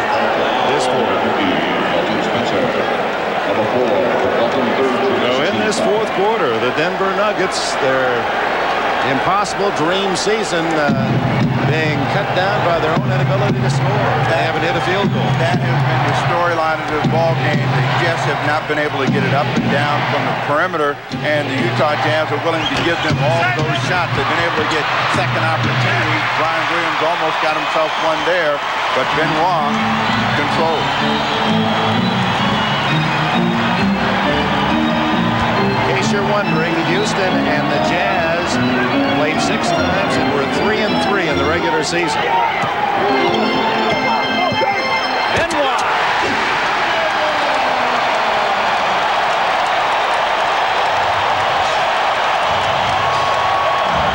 10 points for David Benoit.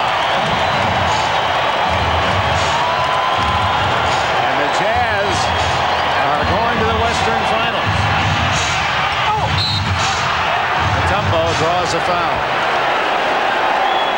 Karl Malone made it easy for these guys to become loose, and he made the big plays early. Now they're having fun as you get a great feed and a big throwdown and a celebration between Felton Spencer and David Benoit.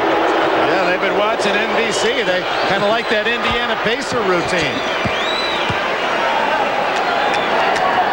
5:04 left in the season for one of these teams, and it appears the Nuggets in a bright future ahead.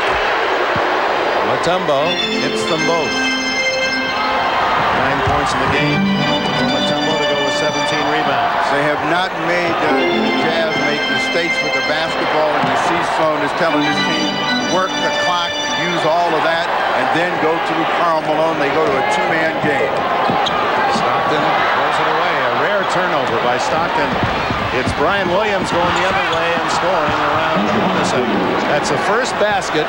It comes with 7.5 minutes played in the fourth quarter. A 7.5-minute field goal drought for Denver.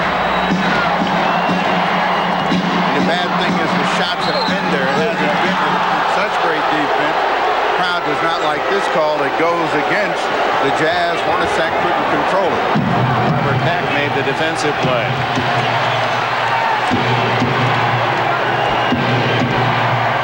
Abdul Rauf is the man they'd like to get free for a three-point shot. Reggie Williams for three and hits it. 81-69. A final cry offensively from the Nuggets, who have scored 5 unanswered, to cut into the Utah lead. It's 12. Well, if they're going to go out, they're going to go out making everyone realize that this is a tough, gritty team. As Reggie Williams fires one from deep, and Dan Issel thinks, oh, about time.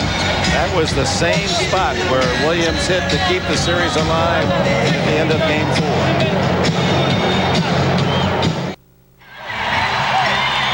Welcome back to Salt Lake City. 11-point Utah lead, 4:04 to go. A reminder tonight after the playoffs, it's Wings, Fantasy of the Stars at 8/7 Central.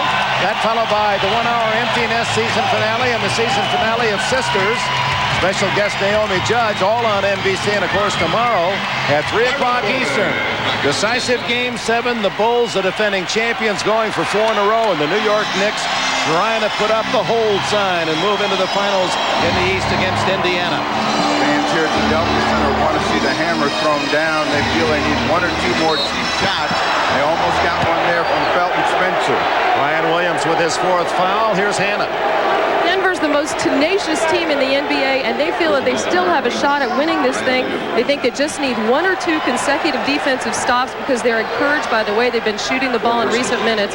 One note, though, they will definitely be without LaFonso Ellis for the rest of the game. He's unable to play on that sprained left ankle. Dick? And that's a bad loss, a tough loss for Denver. And LaFonso Ellis had scored 40% of his total in the entire playoffs came in the 4th quarter. The shooting percentages by quarter, Denver off poorly 14%. And even with this recent surge, hitting only 25% in the 4th quarter. Spencer with 2 free throws, 11 points in the game. It's a bad sign when Felton Spencer has got 7 1/4. Karl Malone hasn't scored. You're not making a big dent in that lead. Mahmoud. He hits inside the line, 83-71. Clock is the enemy of the Denver Nuggets, and there's now 3:25 to go.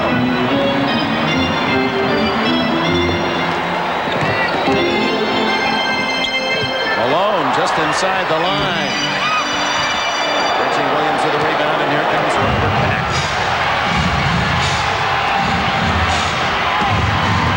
Robert Peck to Mutombo, and a foul on Malone. He denied the easy slam and puts Mutombo on the line. 3rd foul on the mailman. The Nuggets do an excellent job of penetrating the basketball and breaking down the defense of the Utah Jazz and trying to go for the two-handed hammer. Dikembe Mutombo. Mutombo was so remarkable in Game 6 in shooting the ball from the line, but he settled into his old self this afternoon. Maybe he's going to come up with some sharp shooting down the stretch. It's an 11-point game. He's trying to get it to 10. It's improved at the line today, 6 for 9, looking for his 11th point.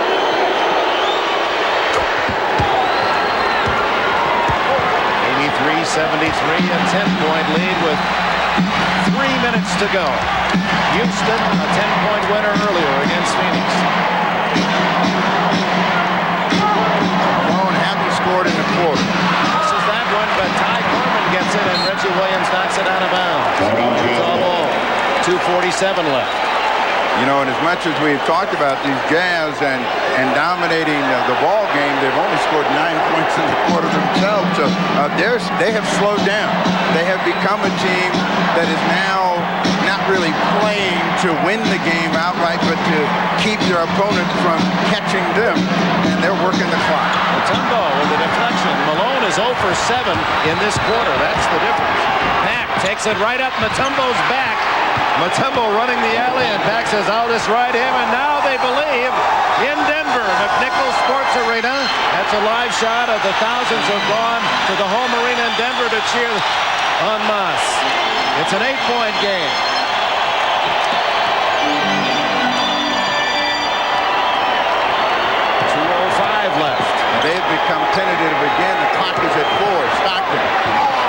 Brian Williams.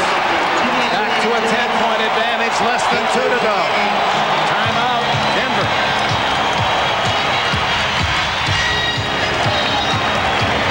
The Denver Nuggets have relied on their defense, and it's good reactions by Dikembe Mutombo that gets him out in the sprint, and Robert Pack just follows Mutombo right down the lane.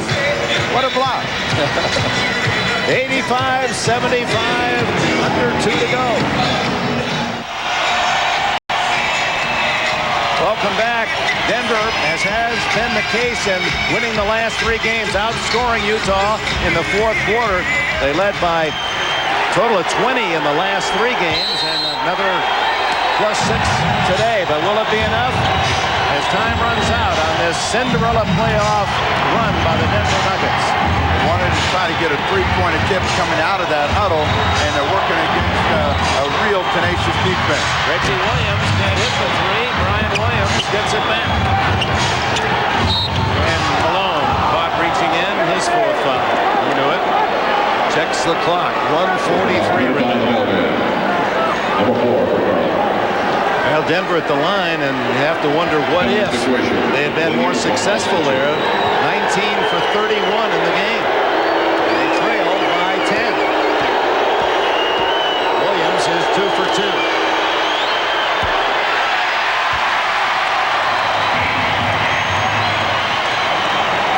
He's not asking for a test of heart, Dan Issel.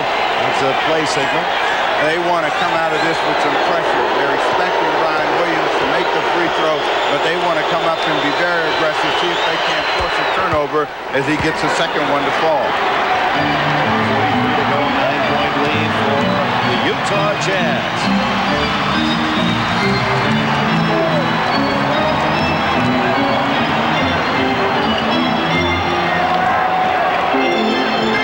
Malone inside, scores! Karl Malone with 31, and Mutombo saying you got away with one there. You pushed me out of there. Maybe next year when I put on some weight so you can get them. Pack inside to Mutombo. And the foul on Spencer. It'll be his 5th. Karl Malone with a little payback. Dikembe Mutombo has shut down the middle on a lot of occasions. Malone gets this one and then gives him a little of his own medicine. No way. He said, I'll get you back. Well, Karl Malone told us a week ago, though, if the Jazz go on to win the NBA championship, he's through. Now, we saw Charles Barkley has changed his message already. Charles Barkley did not go out on the note that he'd like to, and certainly he wants to win a championship. That's the driving force for Karl Malone. He has said that when he wins a championship, he'll be through. He doesn't have it yet, so there's still time to play. Free throws for Denver today. A real sore spot.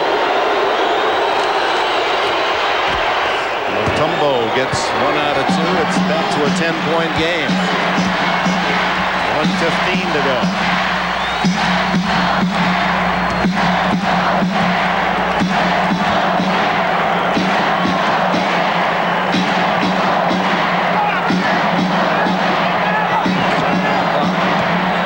Sec over Brian Williams. Hits.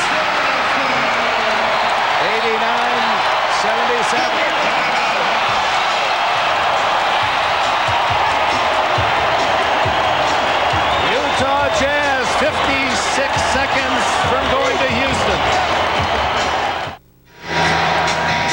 Led by Karl Malone's 31 points. Utah with a 12-point lead in the final minute. And the defense of the Jazz has been terrific in holding down Denver, as well as only committing 6 turnovers. The Jazz, and so if it finishes out these final seconds, it'll be Utah at Houston beginning on Monday night. We'll see you in Game 4 Sunday back here in Utah. Trying to set up a quick hitting 3 for Mahmoud. Karl Malone will foul. The one thing he didn't want to do is foul, stop the clock. 5 fouls on Karl Malone. Not happy with himself nor the call. But we started today talking about Karl Malone, and he just stepped forward and said, hey, I'm not going to leave this place with anything left. You're going to get all I've got. And when he gives gives you all he's got. It's something special, and it was for these Utah fans today. 31 points, 14 rebounds, 6 assists. He drew a couple 3 fouls. He was huge in that first half of play. And you look at the first and second quarters where he had 10 and 12, and that really was the life force for the Utah Jazz, because they were able to get a little breathing room, and then they got some other people to come into play in that third quarter. They give their foul that they had to waste, and now they'll set up again. Well, they've got to come in, try to make a quick steal on the ball if they can, and try to force some turnover, and the Jazz have only made 6. Abdul Rauf reaching in, and it's the 5th foul on him. So personal foul number 3, Abdul Rauf, his 5th. That's a penalty situation. Who made the 2 free throws at the other end. League's best free throw shooter. One thing for certain, all those fans cheering at McNichols Arena and in the Mile High City, their young team came down to earth in this Game 7, but they were an incredible story in this NBA playoff season. Stockton makes it 90-79.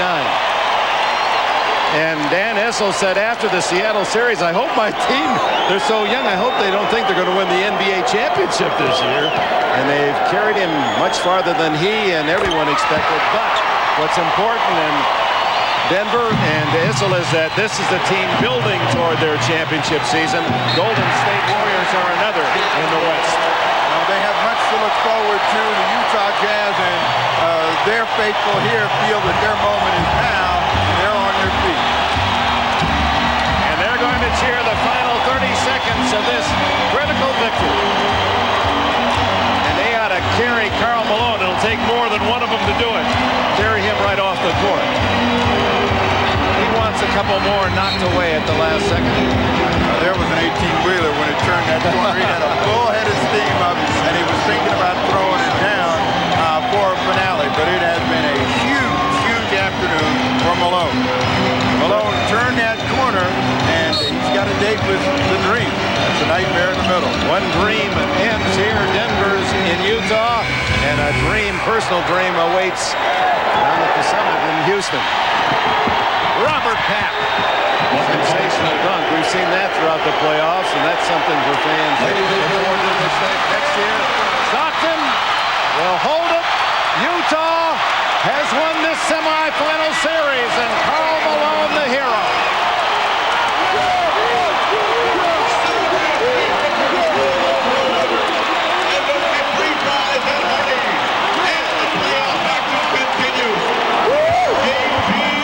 For the second time, Utah goes to the Western Conference Finals. Just as Houston earlier beat Phoenix by 10 at home, Utah prevails at home today by 10 over the renegade Denver Nuggets and Dikembe Mutombo.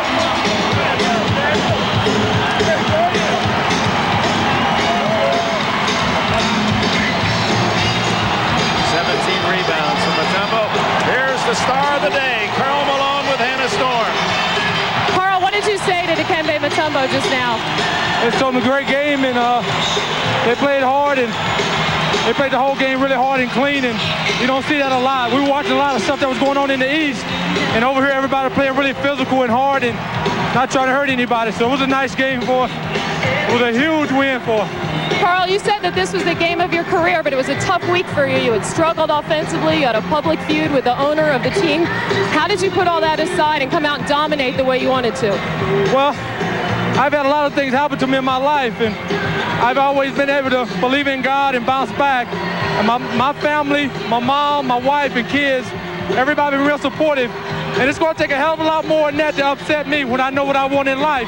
But I just want to thank God for giving me the strength to go out and play hard. And it was a humongous win for us. I'm just excited.